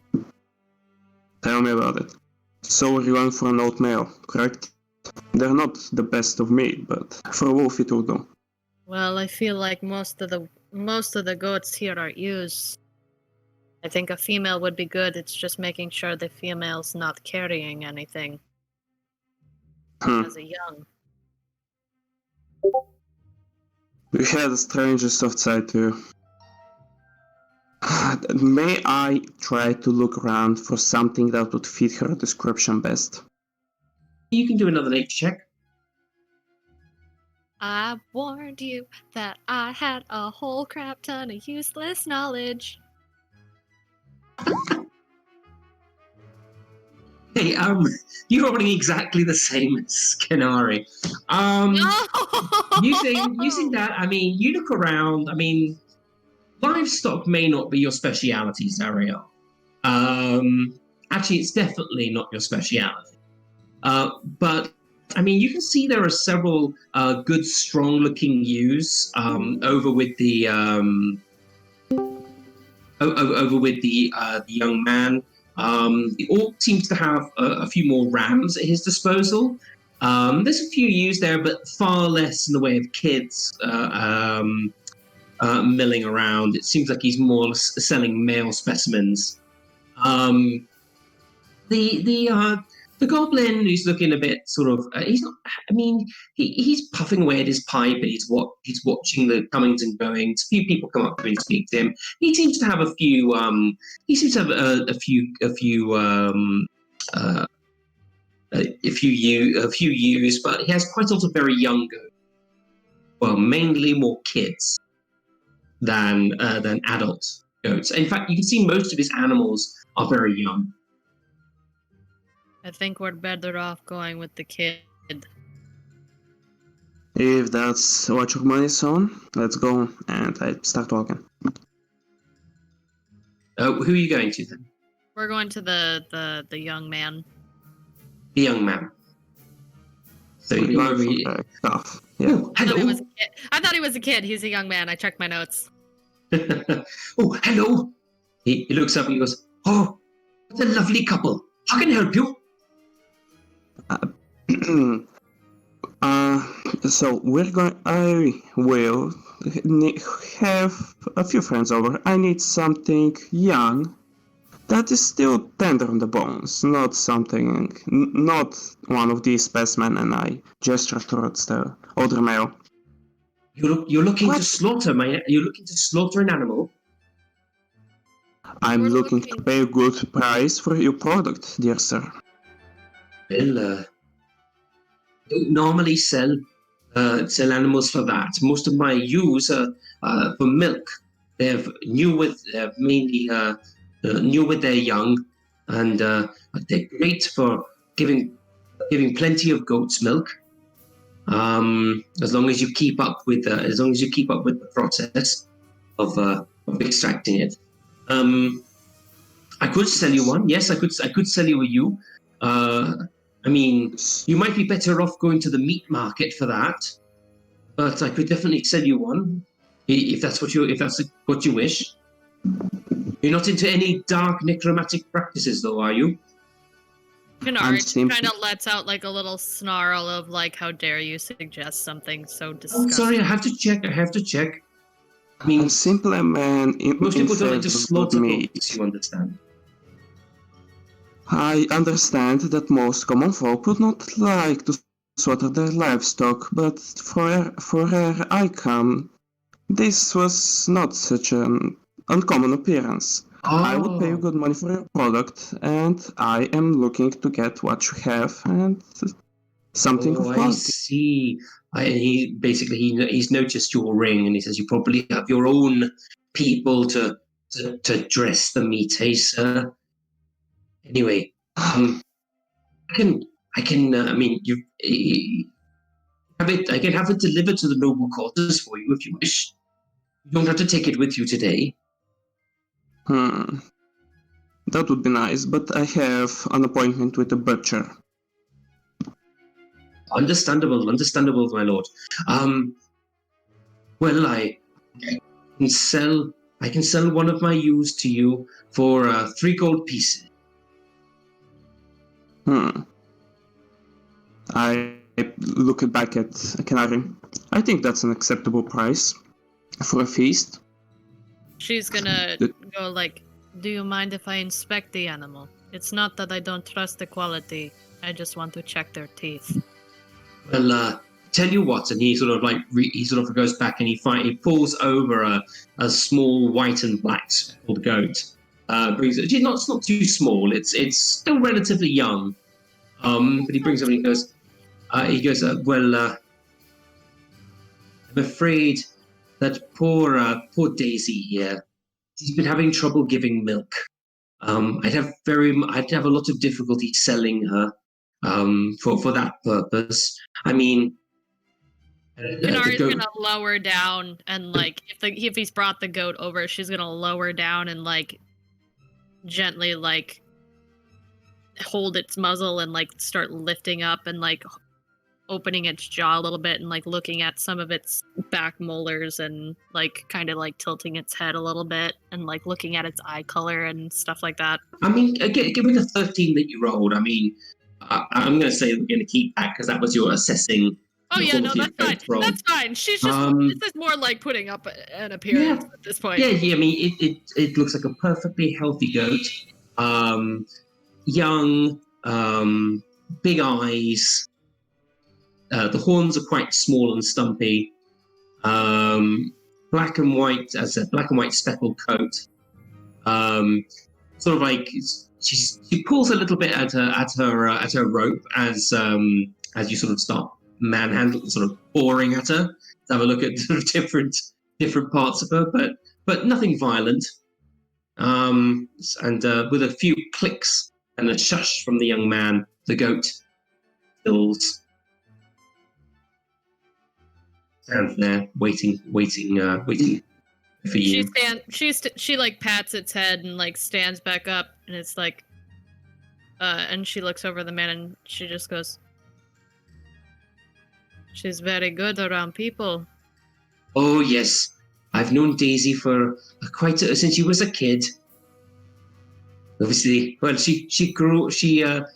Well, we don't have a big house back home, and most of the goats grew up inside the extension to our house. She's a good girl, is Daisy. I'm very sad to give her away. But unfortunately, it's an extra mouth to feed unless I can find, unless you can. But I do implore you, if you must slaughter her, please make it quick and painless. Do our best. You have a word. And I take out. It will be 2 gold and 3 gold coins solid. I'm not going to spend this money in change for his gold. Okay, that's fine. He takes the 3 gold off you and sort of nods respectfully to you and hands over the rope to you, KENARI, since you're right next to him. KENARI just like takes the rope and like leans down and just like picks up the goat and like holds it. Strength check. I just want to see how well you do this. An athletics check. Athletics or strength? Athletics. Okay, I'm gonna make sure my thing's clicked. Athletics. It's not a massive goat. I just want to see if he's going to strain you at all. As this is happening, I just want to point out that me giving an accurate portrait of Talos does not mean that she's going to be able to find Talos. I understand that. I understand that, but I'll see how it goes when I'm planning my next session. That was awesome. I'm just interested. All right, so KENARI, it's a bit. I mean, she's heavier than she looks. You can pick her up, but I mean, it will start to strain you if you carry her for too long. Oh, she's just gonna carry her like out of line of sight, so she doesn't like do that goat thing where it's like, nope, I'm gonna dig in and I'm gonna yank and I'm like pull my halter. You can tell I didn't grow up around. But Daisy's a good girl. She's going to follow you more or less where you go. So. Okay. But you can roll an animal handling check if you want, just to see how well Daisy gets along with you. Oh. That makes me really sad, but okay. You get too attached to your food, don't you? I mean, Daisy sort of looks up at you with those big, cross-barred eyes. How dare you do this to me? And she lets out a little bleat as she looks up at you. she seems to trust you. I hate And you it so much. moves with you as you gently guide her through the crowd to the exit of the market. We're gonna go She drop lets out off. satisfied little bleats as she follows. Obviously off to a better life and a better home.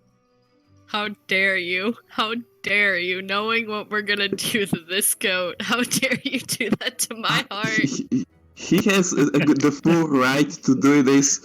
You're just getting too attached. I As you included look to our back, food. as you look back, you see Casey's eyes seem to be bigger and shimmering in a more sort of puppy dog eye sort of way. Roll a wisdom saving throw. Whom? Oh no! Kenari. Kenari, I want to see how attached she gets. This is not gonna end well.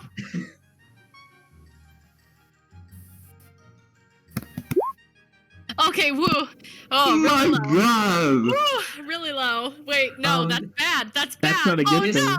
This Dragon heart suddenly warmed by the looking goat. back at the goat, your icy heart begins to melt. Those eyes, those big trusting eyes, just glare daggers into your soul. You feel an overwhelming feeling of guilt and self-recrimination. How could you even think of slaughtering this poor, helpless animal, leaving it to be torn apart by wolves?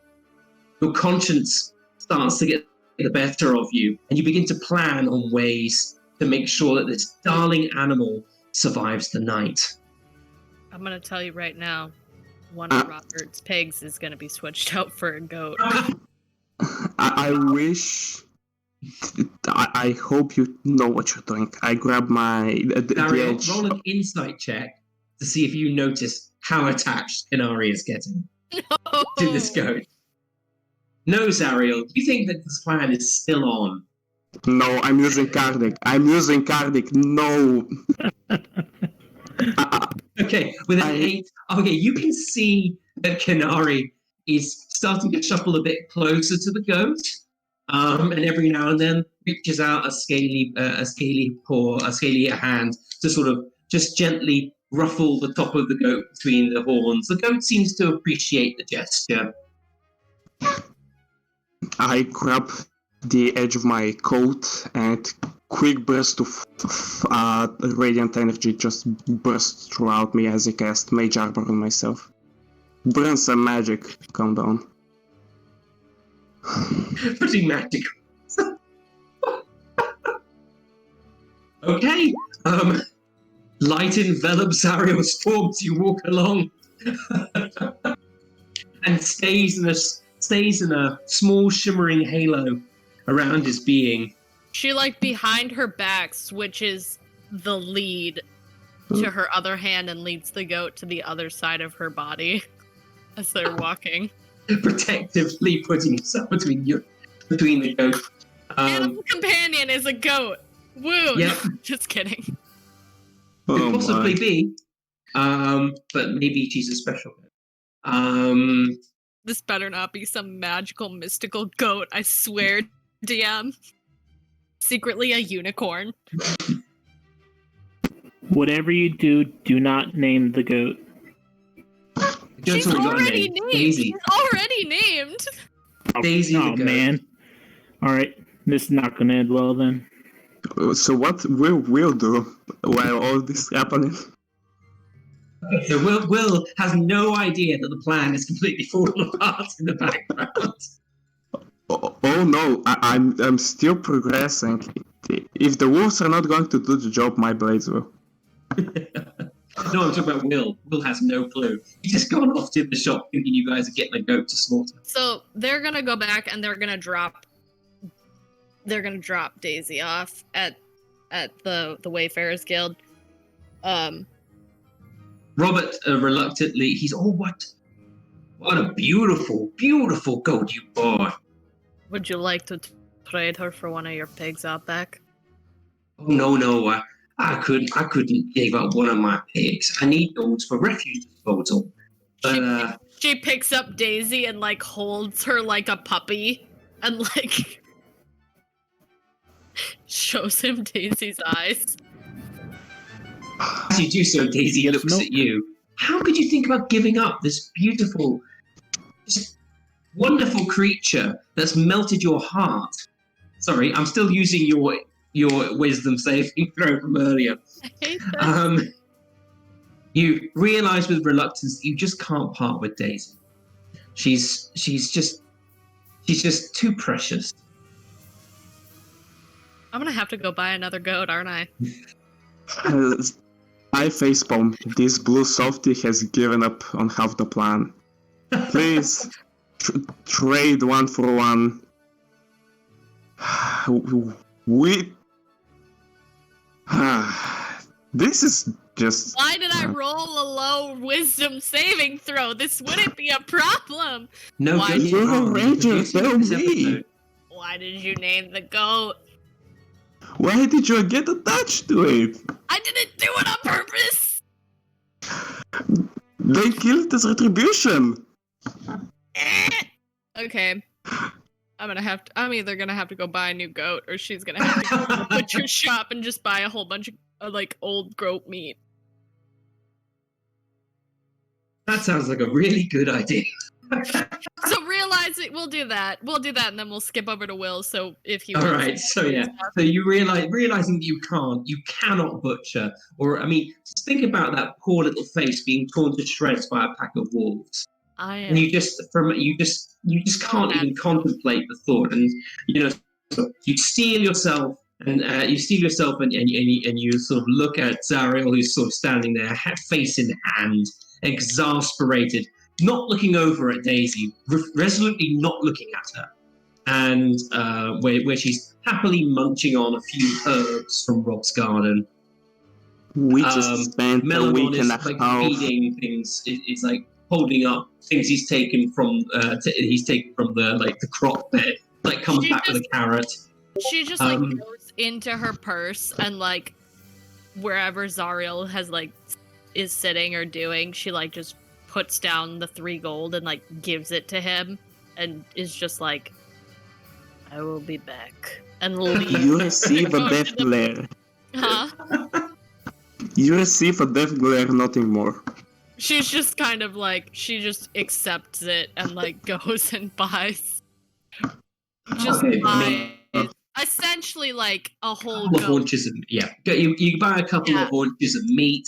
Think kind of like Iberica ham-sized haunches of meat. Yeah, like pretty thick cut. Like not like like full like I'm imagining like when you walk into a butcher shop, sometimes you see the like the full leg like hanging there. Yeah, it's essentially like so you buy maybe 2 of those, like big apple legs or something like that. enough and enough to potentially feed a whole wolf pack. So Yeah. like, so He basically bundles up the meat into like a big burlap sack.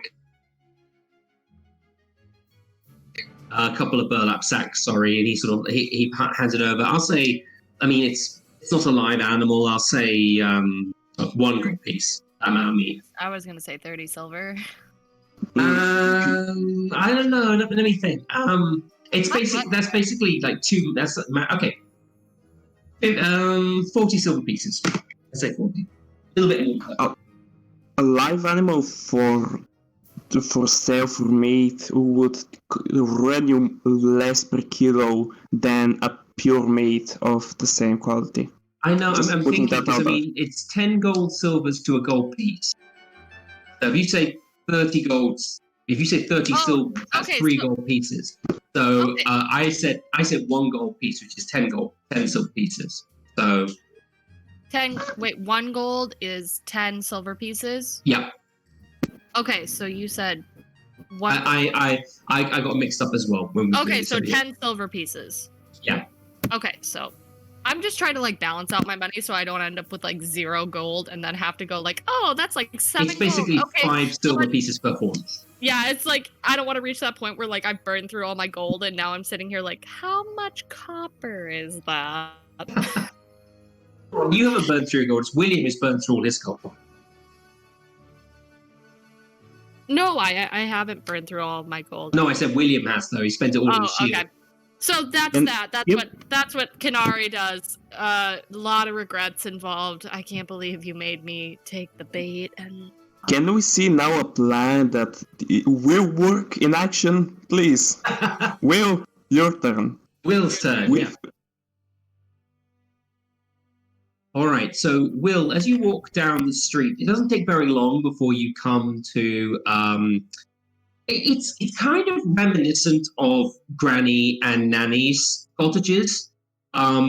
It's a bit smaller, and this is a very pleasant-looking cottage. It's got sort of like straw thatched roof with honeysuckle growing up the side of the cottage. It's got lots of flowers and herbs growing in the garden. There's a little sun deck chair and table outside with a potted plant on it. It's very quaint, very pretty. There's lots of bees and insects floating around in the garden, happily moving from flower to flower, from crop to crop. And the doorway, again, it's not like, again, it is very well maintained. You can see some ivy sort of growing up and around, sort of like close to the door column, the side of the door. It's a very cheerful looking place. And outside there is a little sign, and the sign says, the Silver Alembic,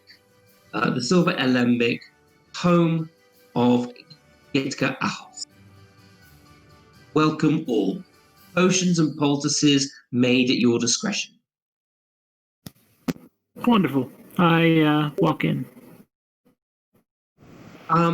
It's a very so as first. I mean, unlike Granny and Nanny's. I mean, Nanny's was chaotic. Granny was hiding. You can see looking behind a small counter, beautifully polished hardwood counter, with a very organized set of apothecary shelves behind her. There is a very small, even for her race, forest gnome. She's got long straw-coloured hair, very big wet eyes, and when you sort of come in, she puts on this very hopeful yet slightly worried expression. She's got a sort of flowers that she's tried to braid into her hair, but she's doing a very good job of it. Like, you can see that some of them are wilting, and a few seem to be sort of dangling out at odd angles. As you look up, as you look into the shop, she waves to you. She says, she sort of waves. She says, "Come in, please." Yes, thank you. Potions and poultices brewed at your discretion. You can call me Miss Ahos. How can I help you? Oh, Gitka. You can Pleasure call to me. meet you. What was that? I'm sorry, it cut out. You can call me Gitka if you like. Gitka. Well, lovely to meet you, Gitka. I pull out my healer's kit.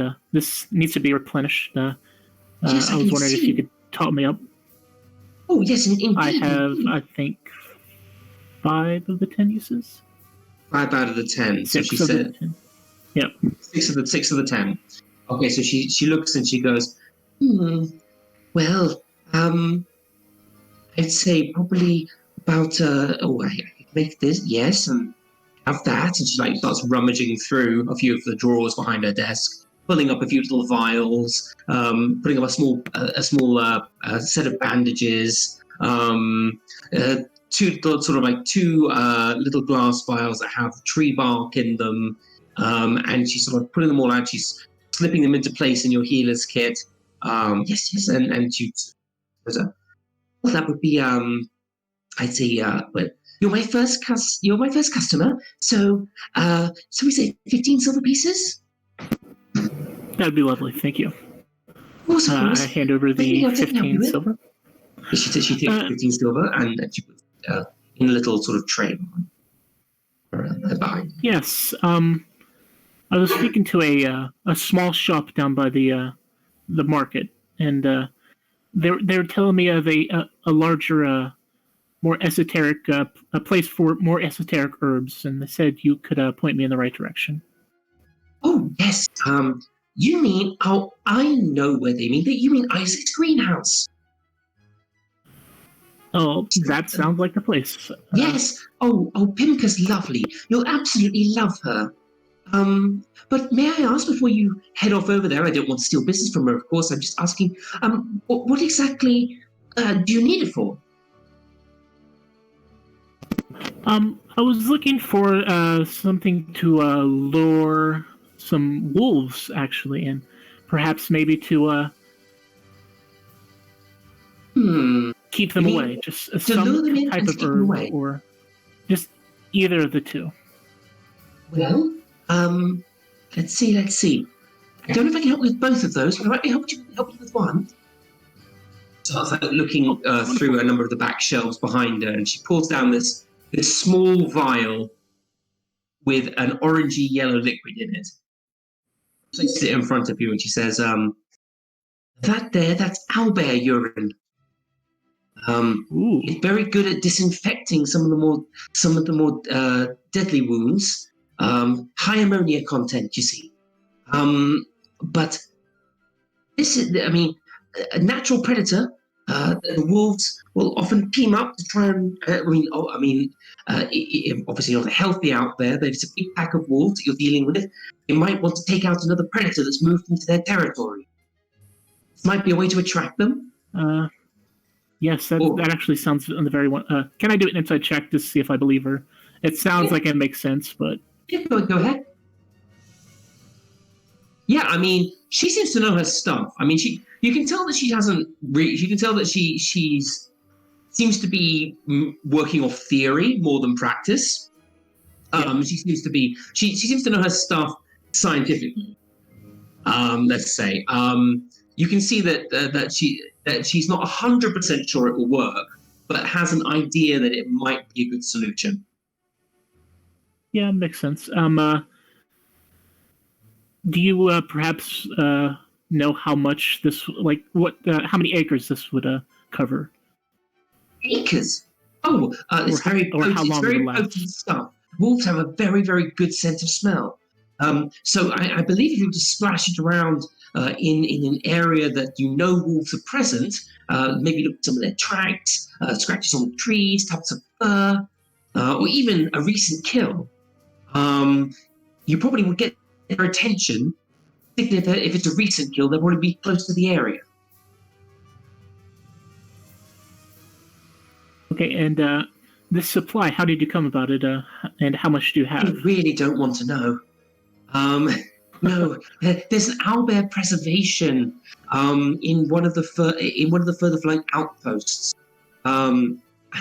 They're not exactly extinct, but as you know, a lot of animals have difficulty roaming the wilds with the undead out there. The undead will attack anything they can get their teeth.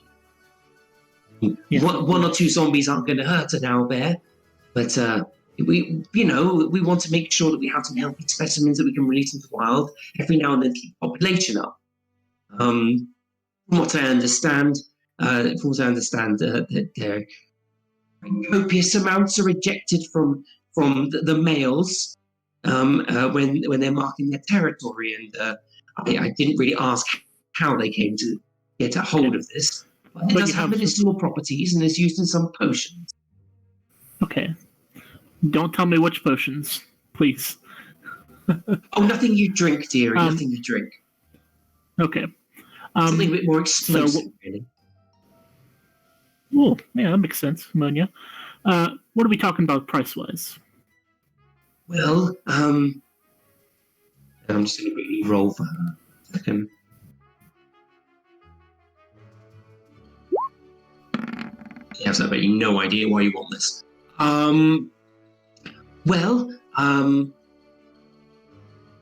Obviously, I'm hoping you're not going to be sprinkling it around outside the walls, but I could let it go for about another. Should we say 5 silver pieces? I paid about that for it. I'm willing to let you have it. I don't have the rest of the ingredients I need from this potion yet, and I can always order some more. Okay, and what is your stock like? How many vials do you have? I've got 3 vials of the stuff. So if we say 15 silver pieces for all 3.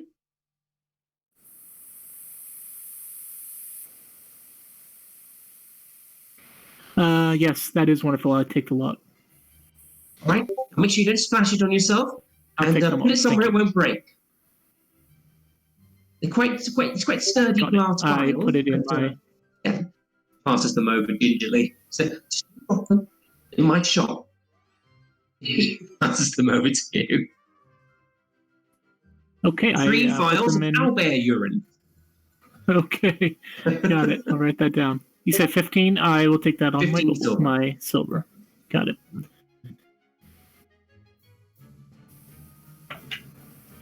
Okay. Can you point me in the direction of Isaac's greenhouse? Indeed. Sort of like she takes she sort of like doesn't quite take your hand, but she sort of like reaches up, tucks your sleeve as you walk past. Follow me. She comes out of the house, and where's Isley's? It is Isley's greenhouse. Checking my own map as well. Make sure I wrote it down. It is here, in that large square. See the sort of it's down there at the end. There's this there's like there's a shop that here which leads to an outside sort of circular greenhouse. Okay, I thank you very much. This will come in handy. And You're I more than leave welcome. the shop on my way to. And I leave my shop, the shop on the way to Isaac's. As you leave, she asks you a question. Are you a healer by any chance? You're wearing priestly robes. Yes, I am. Are you in need of healing? I don't often do this, but since you often seem to be quite a skilled healer yourself, if you ever feel like you want to learn a bit about potion making, you can always come and see me. I won't charge you as long as you pay for the ingredients. Okay, that actually might be. I might actually take you up on that offer in the future. And your name was what is it? Yeah, I didn't catch it's Hitkahouse. Hika. Okay. Thank you very much. I may see you in the future.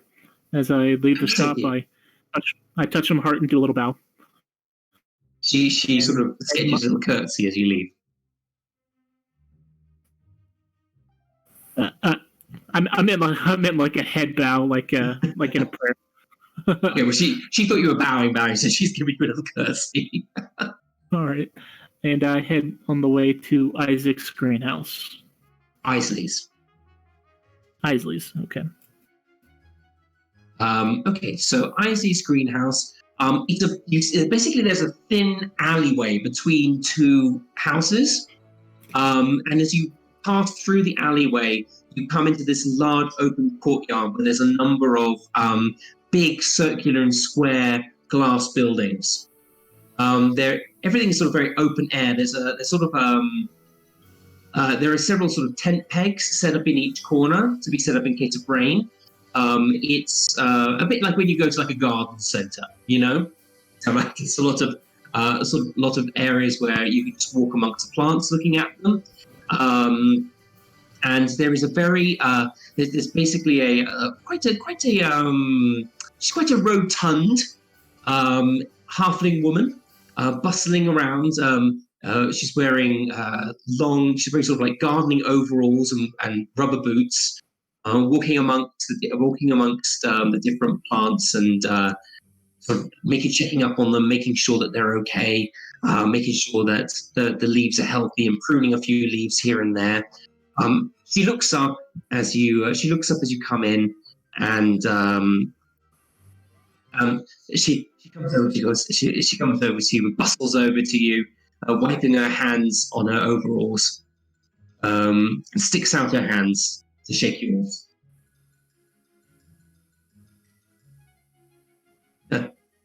Oh, hello, dear. Are you here for some plants to brighten up your home?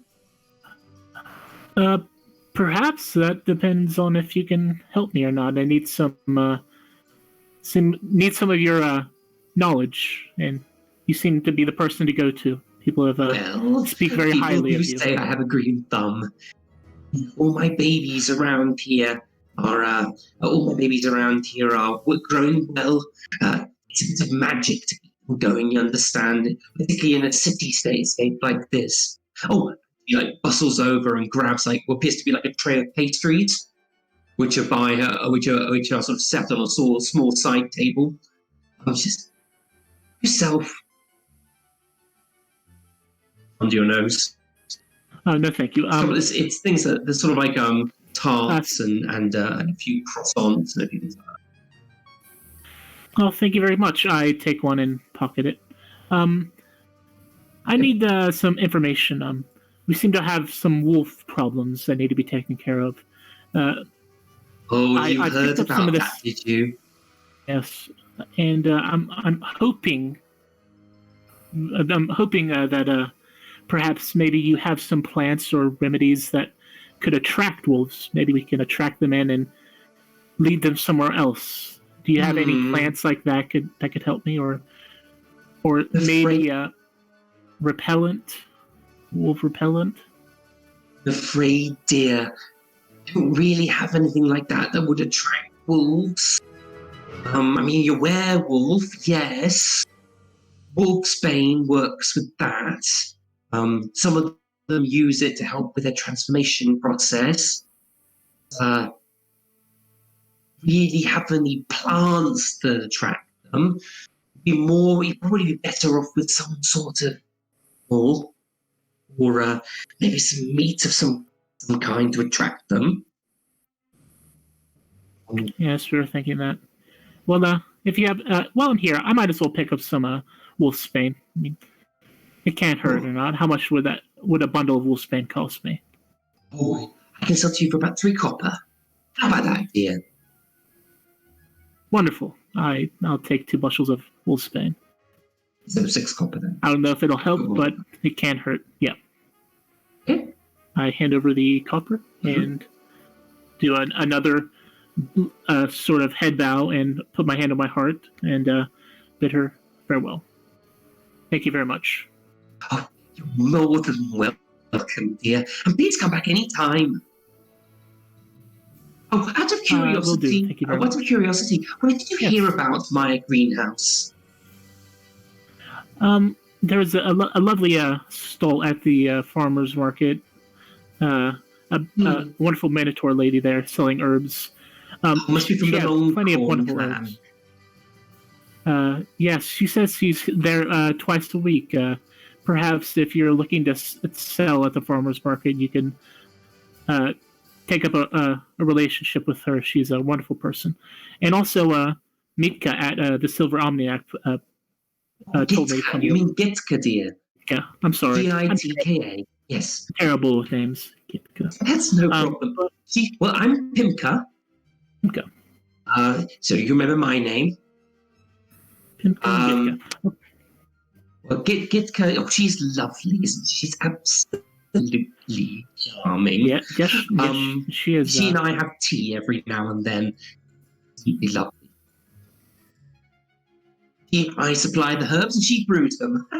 It's a match made in heaven. Yes, well, she seems very fond of you. Thank you very much, Pimka. I will be on my way now. Thank you. As you're about to leave, sorry, I'm going to do this again. I'm sorry. As you're about to leave, that's fine. You say that, you notice that she sort of like reaches out to grab your sleeve again as you leave, and you see almost like a flush face. She looks over. She says, "Say anything else about me?" No, not that I'm aware of. But she spoke very fondly of you. Well, that's good to know. And you see a little bit of disappointment in her eyes. Well, please come back again soon. Will do. And I note this for future reference and exit the door. Go back through the alleyway and you're back on the main streets again. Yep, and I will make my way back towards the farm. It'll take me a couple minutes to get there. Are you all going to the farm? Or I thought they got back to the Wayfarers Gate. Well, I actually didn't know that. I thought we were going back to the farm. So I didn't know they were going to fall in love with a goat. Okay, so William is at the farm, standing around going, "Where the hell is everyone?" I'm still so bitter about that, by the way. Like, how What, dare you? How dare I? Well, I'm sorry. You failed your wisdom saving throw. Why would you make me do a wisdom saving throw on a goat? It affects your mind. It affects your mind. It affects your willpower. And so I'm afraid he had to deal with the cuteness that would not go away. Kyori, I just want to... gods.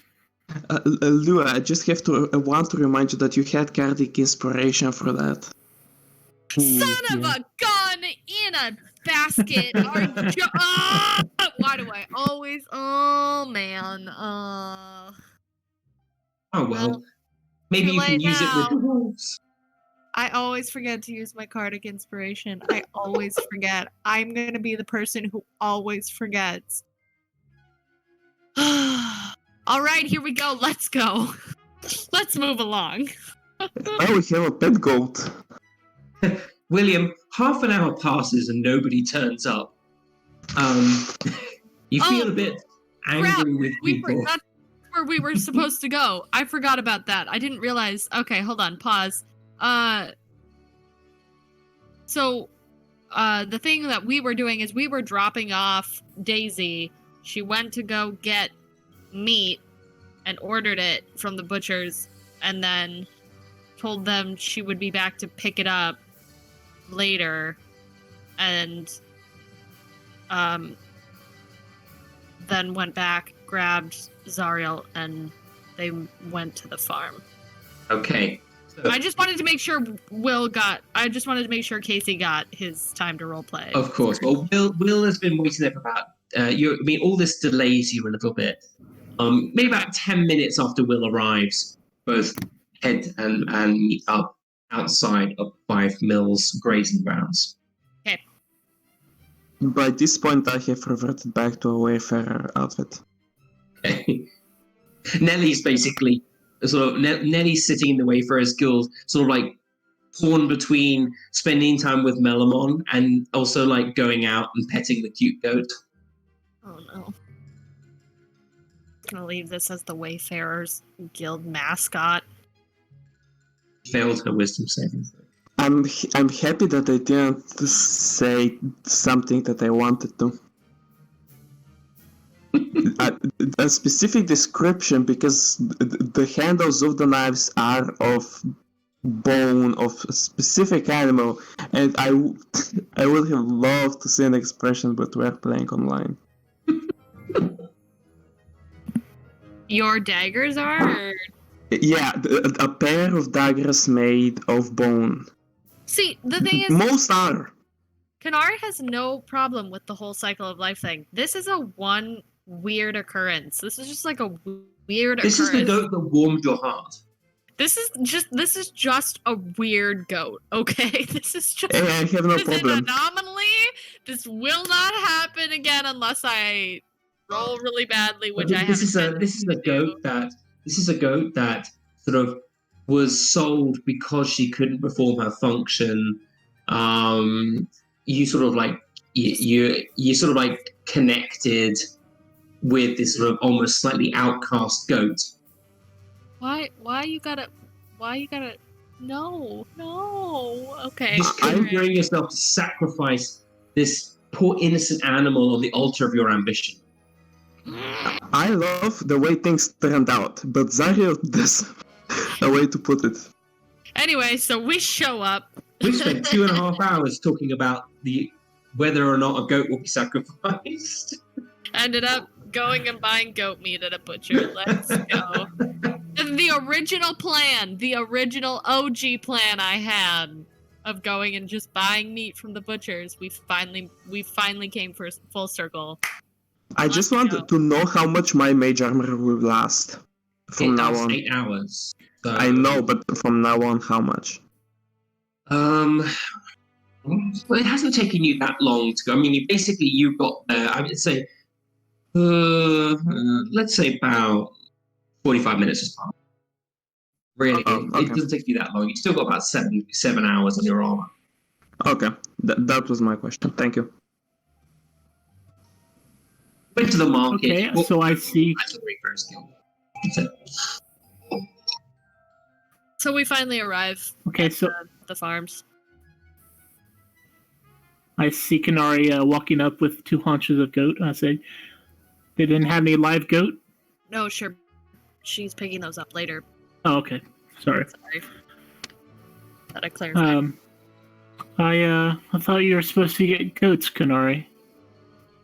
We ran into a little bit of a complication. I don't want to talk about it. And she, Okay.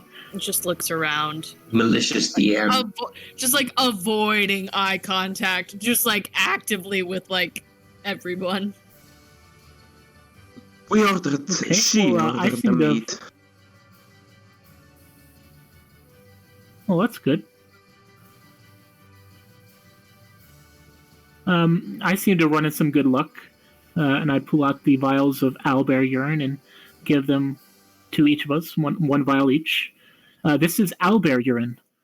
It seems kind of gross, but it seems to be a potential wolf repellent. So I was thinking we could put this along the lines to enforce your ribbon to corral these wolves into direction. If we put this on this rope, they definitely will not cross it now. DM, I have a question. Can shape water, it can distill water, can it be used on this vial to distill ammonia from the water? I have something in mind. Oh, that's a creative question I hadn't thought about. This is trying to get me back for the goat, isn't it? It's kind of not. I love how it turned out. Water. I'm kind of thinking shape water is a little bit like water bending from Avatar. So, I mean, she can blood bend, but she doesn't separate the water out from the blood. They can actually. That's what I was thought of. Well, they can actually, because in an episode with Lady of the Water, they do actually separate using water bending. Muck and the garbage out of the water. Yeah, and she pulls water out of plants, doesn't she? Actually, there is nothing that says it can do that. It says that it can change the water's color or opacity. Sorry about that. Yeah, I was maybe if there's I don't know. I'd say probably you can make the urine move into interesting shapes. Well, probably that's about it. Rereading it would not work. Thanks again. Sorry, I haven't actually. Perhaps you could I've never used this before, this cantrip, so this is a little bit. It's right. Perhaps you could aerosolize it and make it doesn't much easier to. You could freeze it. You could have an owlbear lollipop. Ew. Oh my. Okay, I don't want to think about that. Ooh, but yeah, I definitely don't want to be touching this stuff. So it'd be wonderful if you could shape this from a distance and kind of try to coat this wire with us. Oh, yeah, I mean, you can animate it. You can definitely animate. You can move it.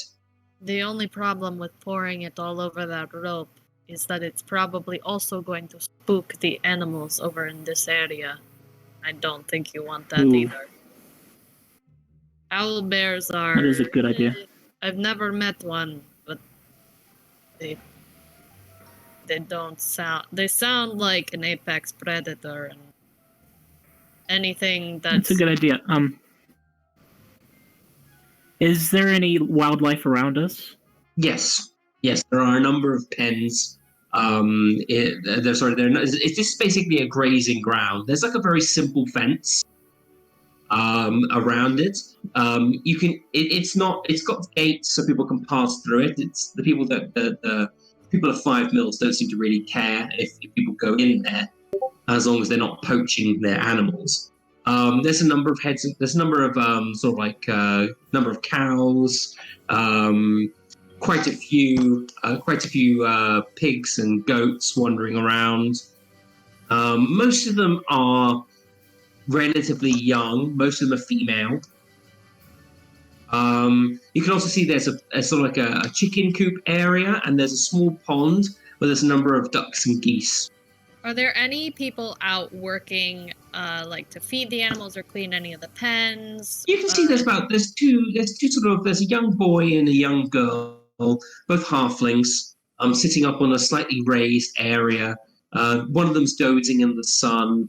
The girl is sort of sitting up. She's looking at you, not warily, just in interest. You're probably the most interesting thing she's seen wander into the film in a few hours. KENARI's gonna walk over and she's gonna call to them and just go, "Oi! Do you work here?" My father works here. I'm just keeping an eye on the animals. Do you mind going to get him? We'd like to speak with him. Oh, he won't be around right now. Oh, he'll be on the far side of the city. Well, can I? We've got crops down there. I can't do a very good convincing. Can I meet one of your lovers? Do I believe her? That's fine. What did you say? That was a question to you, DM. Do I believe her? She's a young girl, bored out of her mind, watching the animals. Yeah, I mean, she's probably jump at the chance to do anything rather than just sit in the field. I've always wanted to feed a cow. Could I perhaps feed one of these cows by hand, just for a moment? As long as they don't get antsy, it's all right. I don't see why that would happen. She points over. There's like a bundle of like dried, big bundles of dry grass in the corner. They like that. Okay, I go pick up a handful of this dried grass and try to coax one of these cows over to the edge of the fence and start feeding it.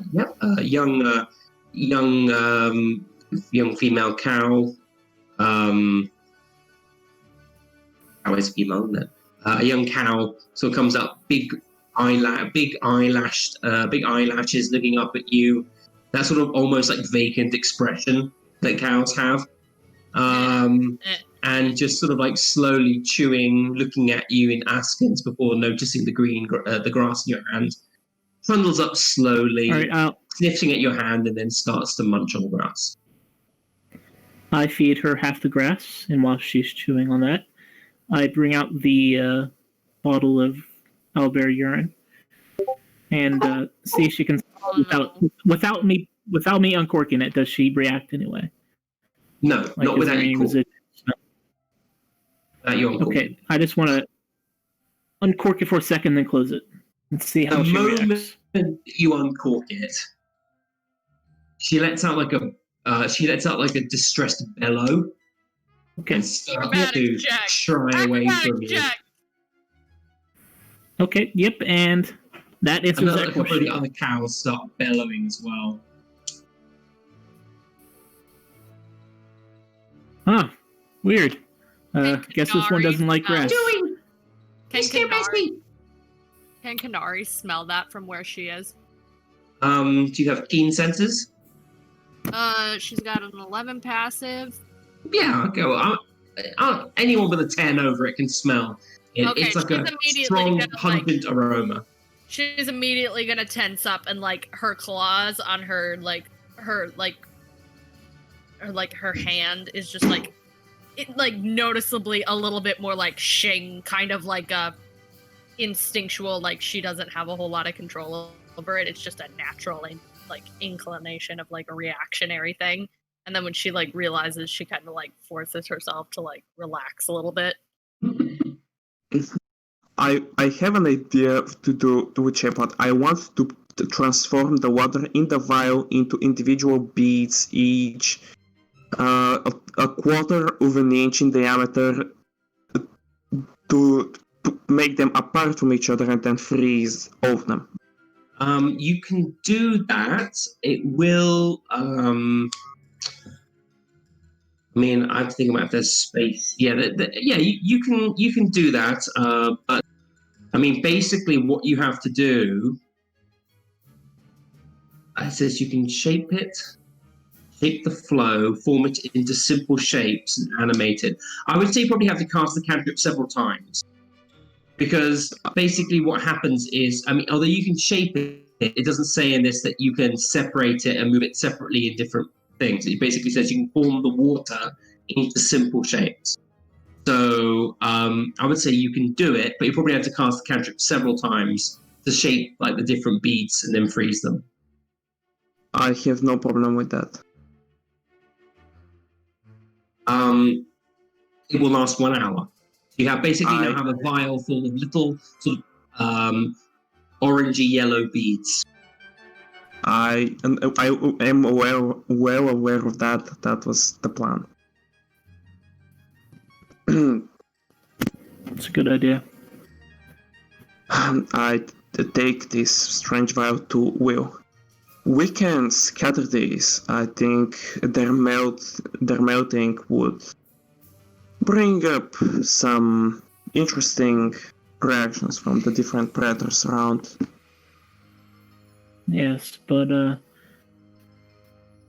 I think Kinaru is right. We don't want to spread it along this one close to the farm. We don't want to upset these animals here. We definitely want to do it somewhere around here or on this side. Now, if somewhere Kinaru further right, into the forest. Yeah. You don't have a map, do you? So you can't be pointing at the map. Oh, yeah, sorry. Okay. But if Kinaru is right in this... we can see Well, like the line of the grove and essentially like her little makeshift barrier that she put up, right? You can. You can use that to sort of, you can use like your barrier and stuff to sort of I think probably to direct or pinpoint locations. Got it. Areas.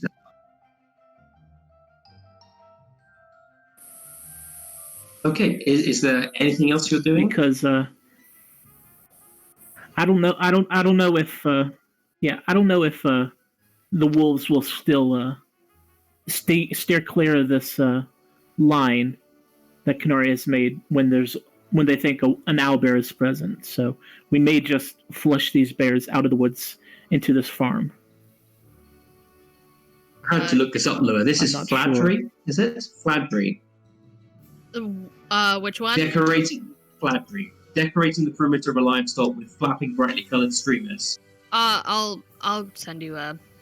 Oh, sorry. I've apparently I was researching because I've never heard of it when you said that. I'm trying to get an image of what it looks like in my mind.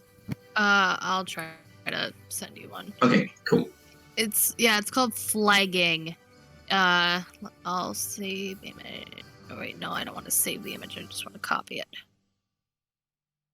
Nice. Okie dokie. It essentially looks like this. They're not as close together, but they're close enough. Okay. Because I didn't have that much fabric, but Yep. Yeah. So stretched out line brightly coloured. Right. Along the sort of the ground levels. Yeah, it's a way of hunting canine predators by surrounding a bit of cover where they have a line of flags. Blah blah blah. Basically, it's to herd them in a particular direction. Stop them going in a particular direction. No, it's wolves being colorblind. Flags of other colors may probably be just as efficient, but red line is more convenient for people to follow. It basically, like, yeah. Okay. It's just like We're herding learning up. so much in this. We're learning so much in this stream. Okay. If that'll work. I love it. Let's go talk with this Maurice fellow. Are we going to go speak with Maurice? What's his deal? He Okay, so possibly Maurice- may have brought. Maurice is here. Sorry. Please Okay. speak. Why don't you two go talk to Maurice? I'm going to see what other information I can gather around here and do some investigating. Make sure the animals were actually attacked and not let loose.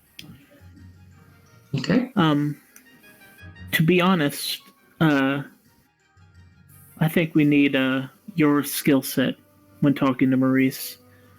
I'm but a cleric and a man of God. I don't think he'd be much scared of me.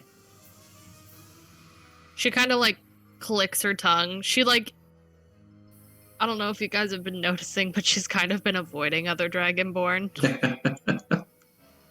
like intentionally. Liam, can you say we're on a mission from God? Oh no. She goes, let me take a look at some of the pens here first.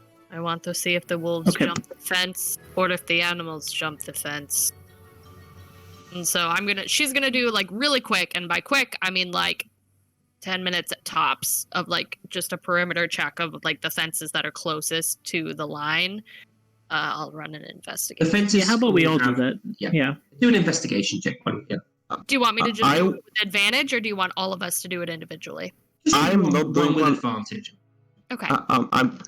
I wanted to do something while they do that. Can I? Okay. Yep.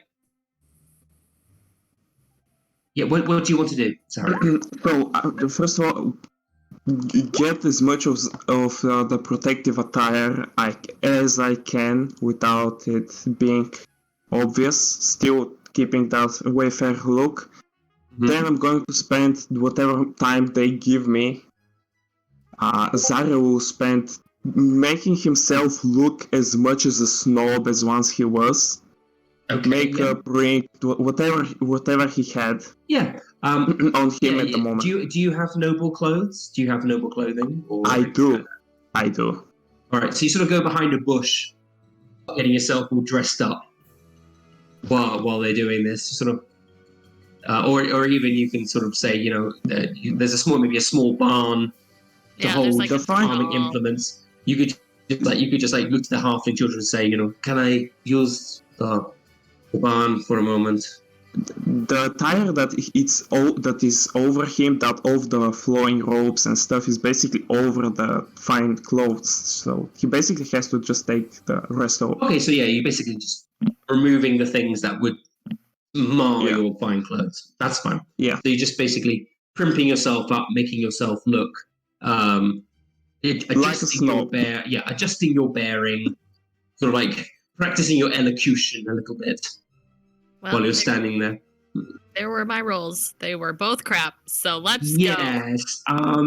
You don't really see anything looking around. I mean, you notice the gates. I think you would see that the gates have latches. They got latches with sort of like quite heavy bars across them. I mean, they will require removal to open. Pretty sturdy. Sturdy, your standard ranching. Yeah, it's standard ranching, pretty sturdy. It looks, a formidable deterrent to an animal trying to get into the pen. Yeah, it's not gonna, Okay. I can't give you anything else. I want to go talk. That's fine. All right. KENARI's just distracted with the thoughts of Daisy. Is she being fed okay? Not looking forward to meeting a Dragonborn. Not looking forward to it. Exactly. That's also jumping in your mind. Oh, God. Particularly not one of those Draco bloods. Oh. I want to go talk to the halfling children. All right. What do you want to say to them? Excuse me, we've been hearing rumors of missing cattle. Right. We lost 2 of our cows I've been hearing over rumors the of last missing. week. Oh, it's terrible. It is. They're Can you tell me? expensive, our cows. My dad, he smacked old Johnny over here around the head. Said it was his fault. Oh, ask It's not your fault, their Johnny. age. Ask the age of the cows. Hey, how old were the cows? Were they old cows? Were they new? Not old, but giving milk. Oh, so they're very large. And Giving me. how? Yeah. How were they taken? Does it look like there was a struggle, or is there any? I hate to be crass, and you're just a child, but was there any body left over? Not that I saw. My pa didn't let me go out into the fields. Not that day, not the day after. I did hear him saying something about it's chicken impossible. I think that's what he said. I heard through the door. I don't know why it's impossible or who chicken is. Alrighty then. Have you seen any wolves around here? Yeah. Or heard any howling during the night? Oh, I've heard howling. Yes, several times. But I haven't seen any.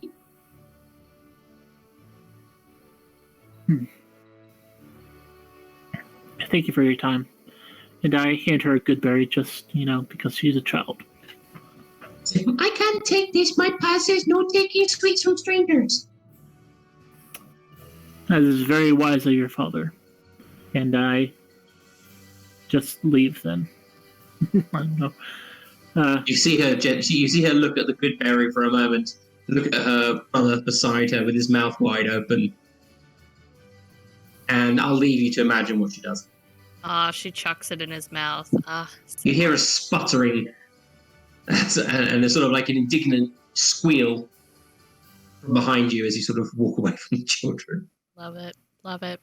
All right, should we go and meet this Maurice? Maurice, yeah. Crazy. It's very, and while we're walking there, it's very interesting. I don't think wolves could take a full-grown cow over that fence. It doesn't seem logical to me. They can't. Unless the cow was really old and really weak or sick, there's no way they could take it over the fence. Which means it would have to be in the field.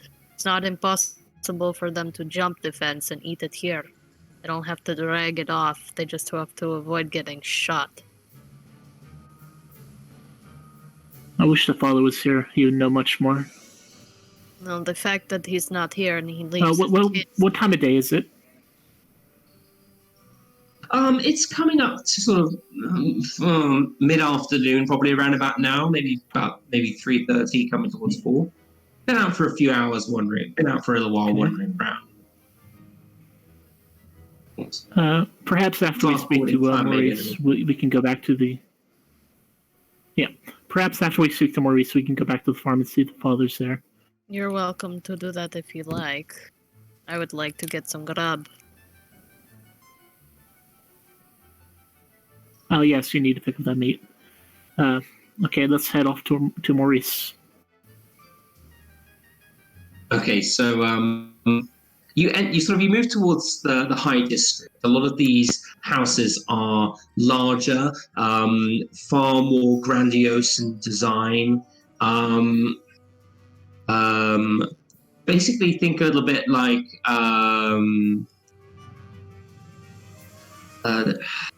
they're called like a domus, like a sort of a Roman house with a garden. A little garden area, courtyard, sort of maybe even like a heated pool somewhere in their house. They're quite very fancy, very very well built, and amongst them you can see a very ostentatious looking manor. Kind of think this is like a house that is trying to look too wealthy. So like imagine how like Las Vegas takes places and really glitzes them up, and sort of makes a mockery of Caesar's Palace and things like that. So like takes the thing to an extreme, farcical version of itself. And that's kind of what you're seeing here. It looks like a domus, but it looks like the person has tried to make it the most domus. Yeah. Got it. There's a fountain outside. There's obviously some sort of spell on it that's making it sort of spray these most just like glitzy patterns sparkling in the mid afternoon sun. There's very well manicured sort of greenery around it. It's got whereas you would have like in a normal house, you might have like a marble tiled floor with maybe some small decorations. This is like you walk in and there is like the entire creation myth laid out in beautiful mosaic. Very expensive looking, but also a bit gauche, too, like, I don't know how to explain it. Kind of like when you go to a hotel and it's just so over the top, it's gross. Yeah, over the top. Yeah, that's basically what's going on here. KENARI's just gonna like let out a labored, like already exhausted breath. Hello. You can see it in this very tall, statuesque, looking blood standing there. He has his sort of his nostrils raised to the air. He's peering down at you, sort of in a haughty manner. He sort of walks over to you. He's got you can see he's got a large book strapped to his waist. He's also got a number of sort of like flashing and whirring knickknacks that seem to be sort of like attached to different parts of his belt. He's got brilliantly purple silk robe that he's wearing. He's a sort of like he's a gold Drakenblood. He's very sort of glitzy in the way he stands. He's a chromatic dragonborn, a Drakenblood. You notice Chromatic or a metallic? I think it's metallic. He's metallic, not chromatic. He's a metallic dragonborn. His horns are quite thin and reedy. They're not very beautifully developed. It's almost like he shaved them down, and he's standing in front of you, his well manicured nails sort of clicking together in displeasure, looking at your attire. And he looks and he goes, "Well, how can I help you?" Yes. Possibly need an establishment like mine. Down at William. Takes the back edge.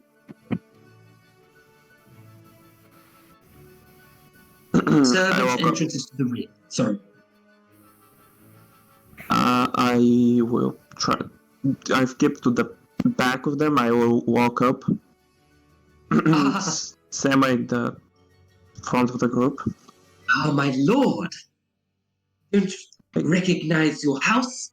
But I can see by your finery that you are a gentleman of the highest caliber. These must be your servants. Please lead the way next time. We need to keep the riffraff from the door. These are not my servants. These are professionals for hire. Their attire is suitable for what their work is, and they indeed hired muscle. And their work here is.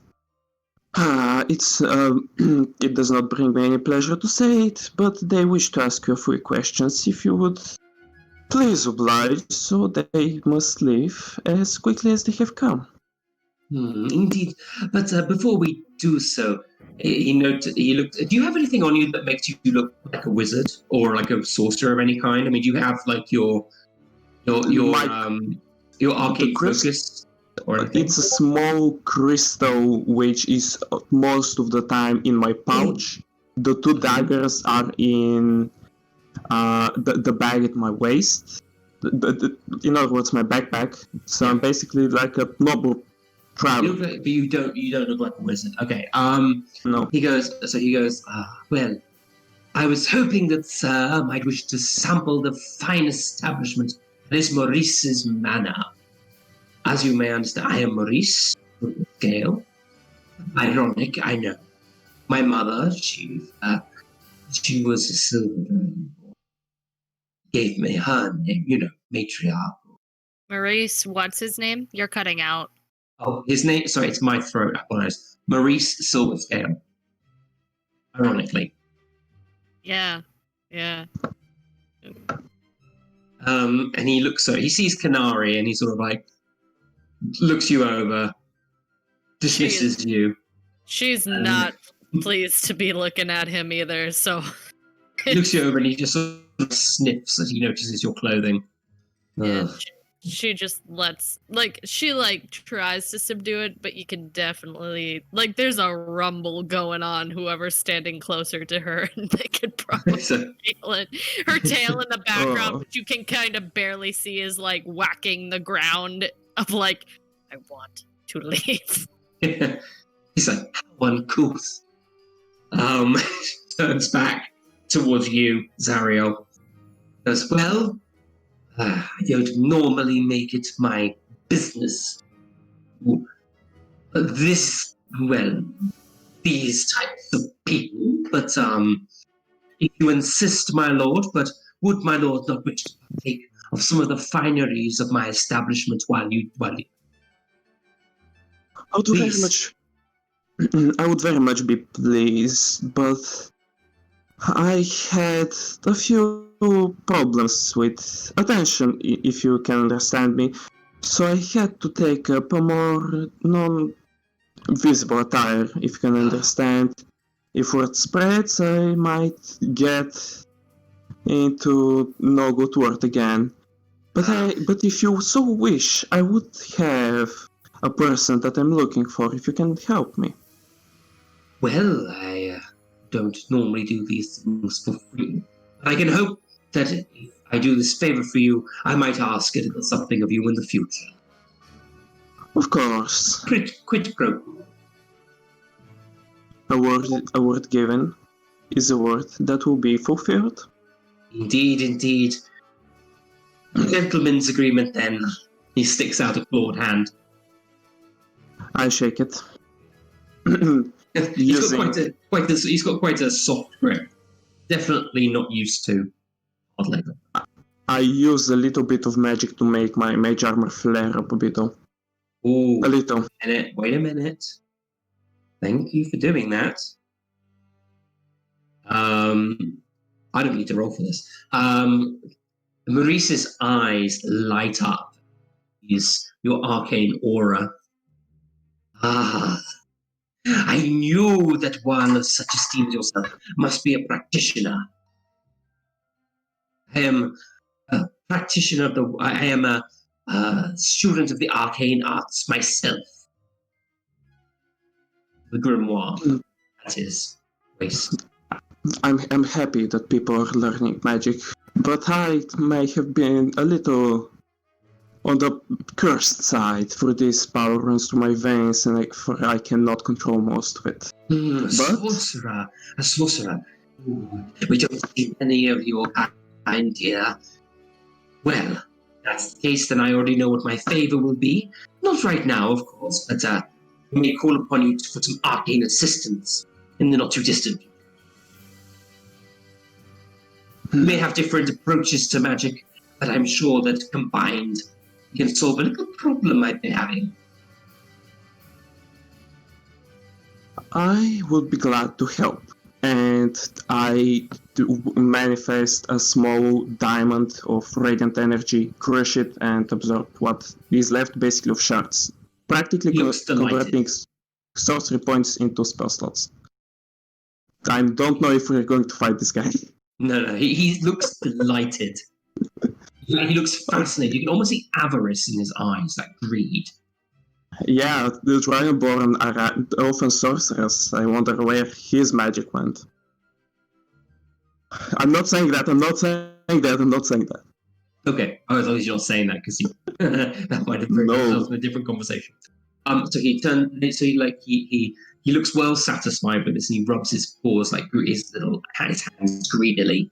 And he turns, looking over at with some difficulty over at KENARI and William.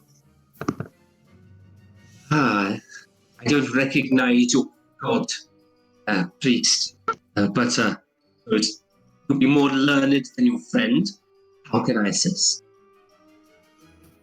You cut out. I did not hear what you said. I'm really sorry. I don't know what's going on. I hear parts of it, but it's like if you go like too low, it's almost like the mic doesn't. It's my throat. I'm having trouble pushing the volume out.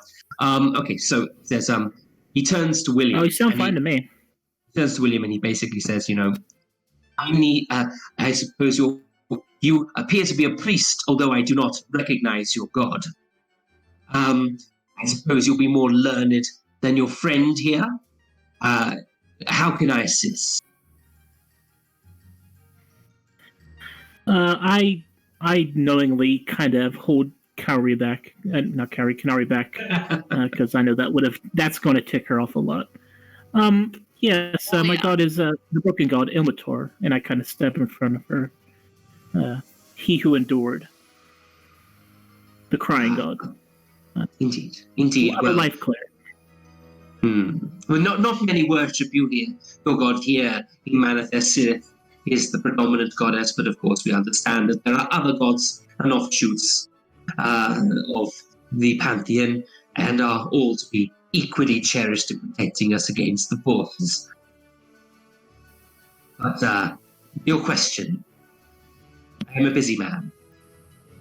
How have you made your money? I run the most tantalizing of in this entire city. My hospitality is famed amongst the Nine Birds. Oh, we were told that you dabble in stock or exotic animals. You're talking about Pedro, aren't you? My tiger. Yes. Is he your only exotic animal that you have? Oh, creature. Well, I bought him as a means to attract more customers. Think fouled up my rugs, chewed up my furniture, destroyed my manservant. I had to replace him. I got rid of it. I no longer have it, and after the fines that have been levied upon me by the city, I want nothing to do with that stock ever again. Maybe you will have better luck in canines. Now look for a reaction on him. Roll an insight check. Okay. Can KENARI also be looking so he gets advantage? Yes, of course. Okay. Just like the narrowed, already pissed off, but just let me get my teeth into him. He looks genuinely horrified at the thought of another wild animal in his establishment. You can't really see. Okay, so he definitely doesn't. Yeah, you can see that he's probably forthcoming, downplaying or not being fully forthcoming about the troubles with Pedro. But the thought of another animal in his establishment seems to horrify him. Okay.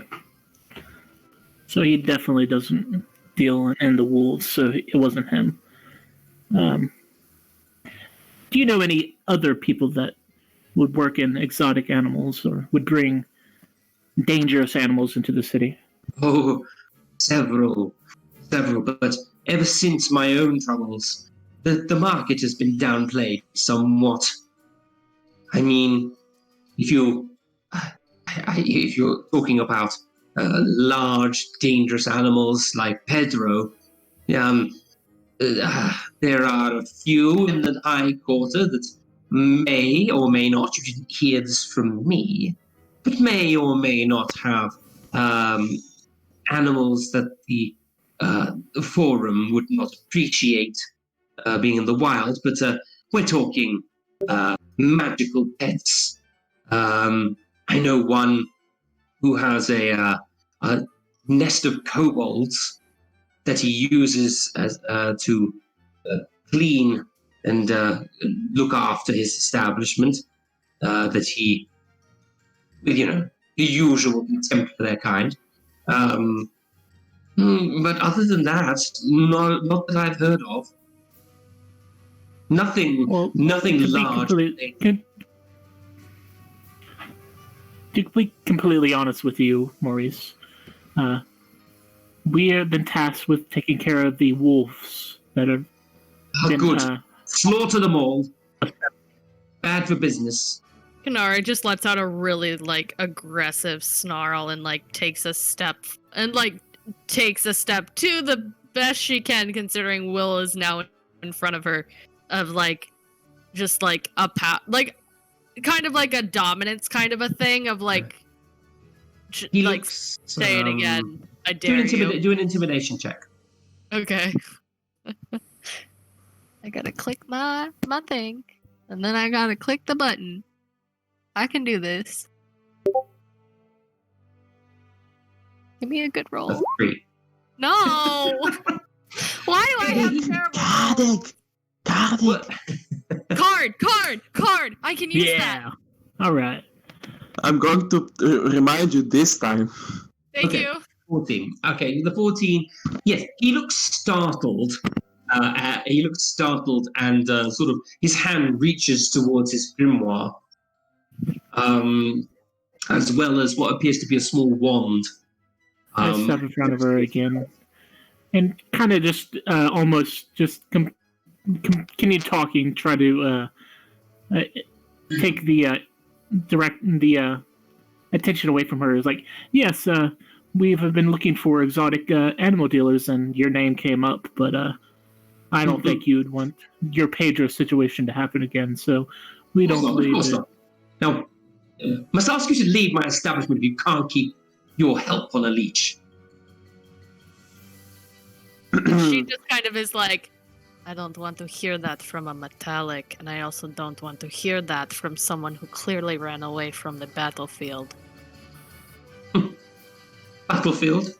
What would my kind have? Anywhere near a battlefield? Brutish arts. Brutish movements. I'm off to the side, and you see the death glare. Wait, I didn't hear what he said.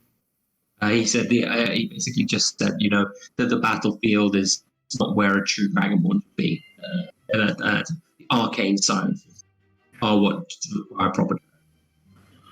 Gotcha. ZARRIEL is a little off to the side, outside of this man's vision, giving him a death glare. I hope KENARI can see it. I go over and put a hand over his shoulder. You see, my dear friend, they are professional murderers. They have not learned the subtleties of high life. Do not stress about them. They are not here to hunt you and just to solve your problem with the wolves as best as they can. That's why they're with me. I understand that. Please, leave them at home next time you come to my establishment. You are welcome. They are not. Well, she is not. I will consider this. And now, can I ask you something? And I pull 10 to 15 minimum feet away from KENARI, hoping that she can film off. Okay, while that happens, I try to calm her down. I lift a hand and use a silent image to conjure a full copy, the full illusion of Talos, of course, with his brown eyes. To try to visualize as best I can. So, you see, I've been looking for this artificer. He's known for being one of the few skilled from where I hail from.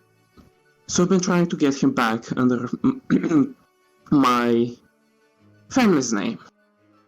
Do you know where do you know if your eyes and ears could find a man by a certain name? Well, for another favor, I could put my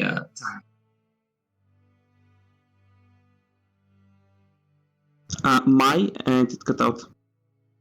He says, for another favor, I would happily use my acquaintances to hunt. Thank you for this.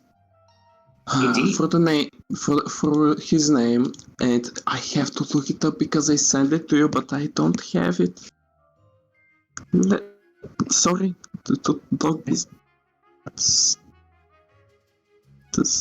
start this. I'm sorry. It's okay. I have the name already. I have the first one, but not the second. KENARI is like in the background, actively contemplating like outright murder. And while she's seething, William is trying to calm her down, but is not working at all. Just like, we just have to talk with this dude. We're out of here. I don't like him either. Rich and pompous. Just let me get one good jab at his throat. The name is Taurus Virkrel. If you can find him, I will assist you with whatever magical initiate feats you have. I will help you. You'll be helping me before that anyway, but with my... But I can always use aid help. I would like to simply warn you, be wary of what you ask my favors. For my magic is something that runs through my body. Yours may be controlled, but mine can burn even myself alive. And I close my eyes. Basically burnt marks, as if they had that everything around it had to regrow. Yep, so he basically looks at you he just looks at you in fascination. He doesn't look scared, he looks fascinated. Yeah, man. Why? Okay. You must come down I must invite you into my laboratory.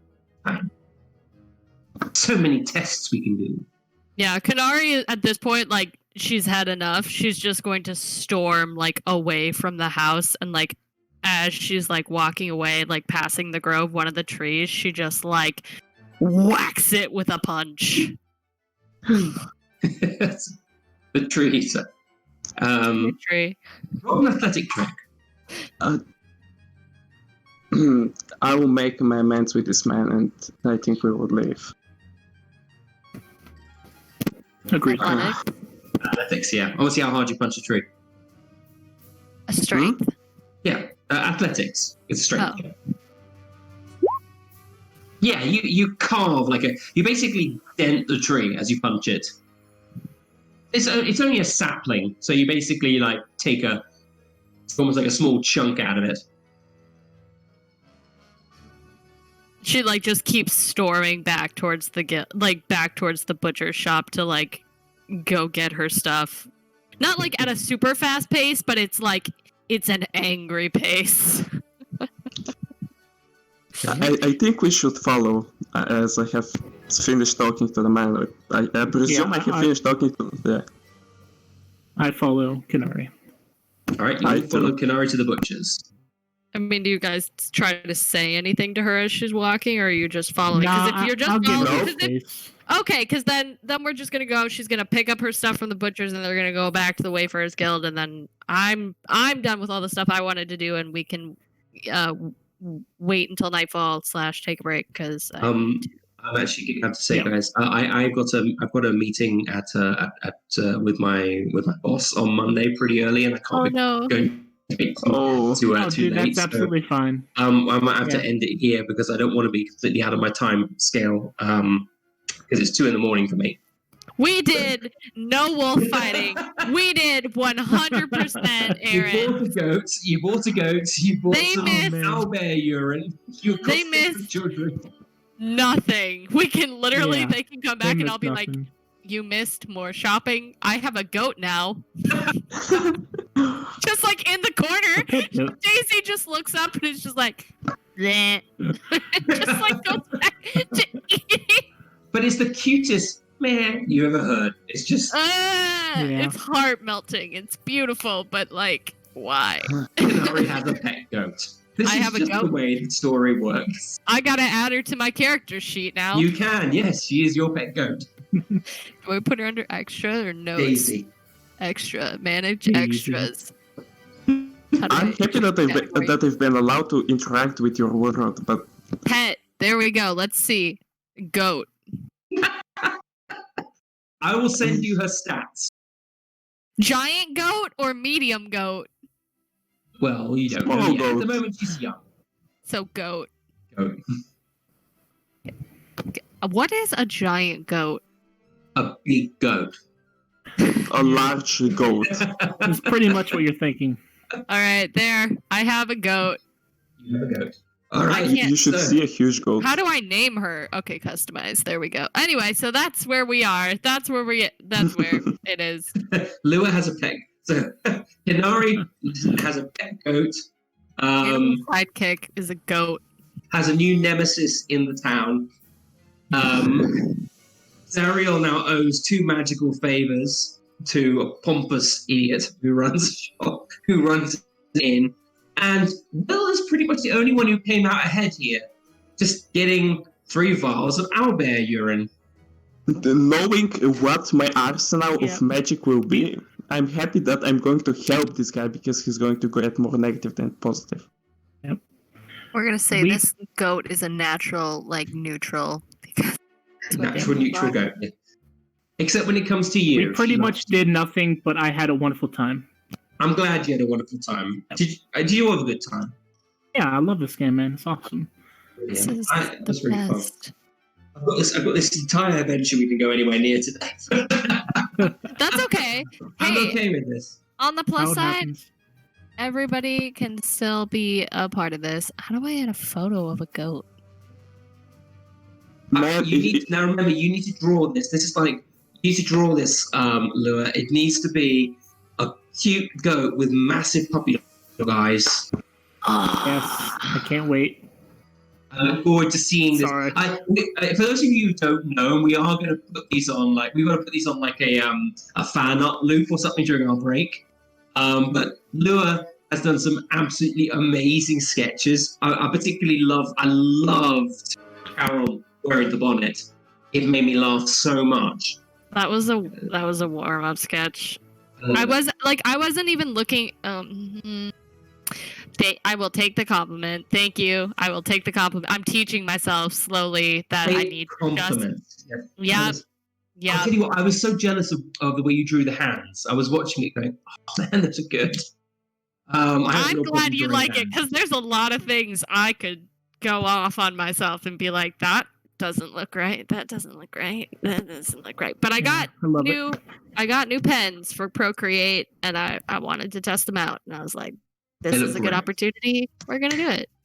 Thank you. I will take the compliment, and we will take the compliment, brain. We're not gonna shove it into a corner like we usually do, and then just ignore it. Take the dang compliment. Take it. It's like that Vine. It's like, oh my gosh. Okay, why can't you just take the compliment? Oh, I remember that one, yeah. All right, to our viewers, thank you so much for being with us today. On and off, it's been absolutely brilliant. And I know we've had I think we had up to 5 viewers at one point. Fluctuated up and down. It's been absolutely lovely. Thank you. It's been a lot of fun. It's been good to spend some time, in a way, actually having a smaller group. At one point, it's been nice because I've got to spend some more time with each of you. And you guys have had a chance to let your characters just faff around, have fun with them. I really hope Daisy turns into like a giant goat. I'm gonna look this up. I'm gonna look it up. Continue. I'm gonna look this up. Maybe she evolved like Pokemon. It's like, There are items that do Daisy that. is evolving. Dun, dun, dun, dun, dun, dun, dun, dun. Sparkles. Oh, Daisy is now. There are items that summon giant goats. I don't see why can't Daisy absorb enough magic to become something like it. Maybe she's a giant goat. Maybe she's a goatus, like a winged goat. Maybe. Or maybe she's just a goat. Or maybe she's even that Chinese version of a unicorn. I don't maybe know she's that one. dinner. I'll look it up. The what? I don't know that one. What's it called? It's like the Kirin. Oh no, I bet it does. Kirin. I thought a Kirin was like a I don't remember anything, but the thing about Kirin I remember is the one time that Sasuke used that in Naruto. Oh, that's not right. That cut off the image halfway. It's essentially like it's kind of like a unicorn, but it's more like goat like. It's like half dragon, half unicorn. It's like weird. I'll find it good. Maybe she'll grow a lion's head and a snake tail and become a chimera. You never know. Anyway, will Daisy evolve into something more useful for the group? Or will she become dinner or a family pet? Will ZARRIEL regret his willingness to bargain favors for information? Will Will spill owlbear urine over his brand new robes? All this and next in our next episode of Curse of Strahd Aviendahl, which we will be starting the Curse of Strahd version of very soon. Okay. All right, guys. We're going to say goodbye to everyone now. Thanks again to our Patreon supporters and to our Twitch supporters. Thanks to our viewers. You guys are amazing. And we will see you next week. Bye, everyone. See ya. See you guys later. Bye. And we are...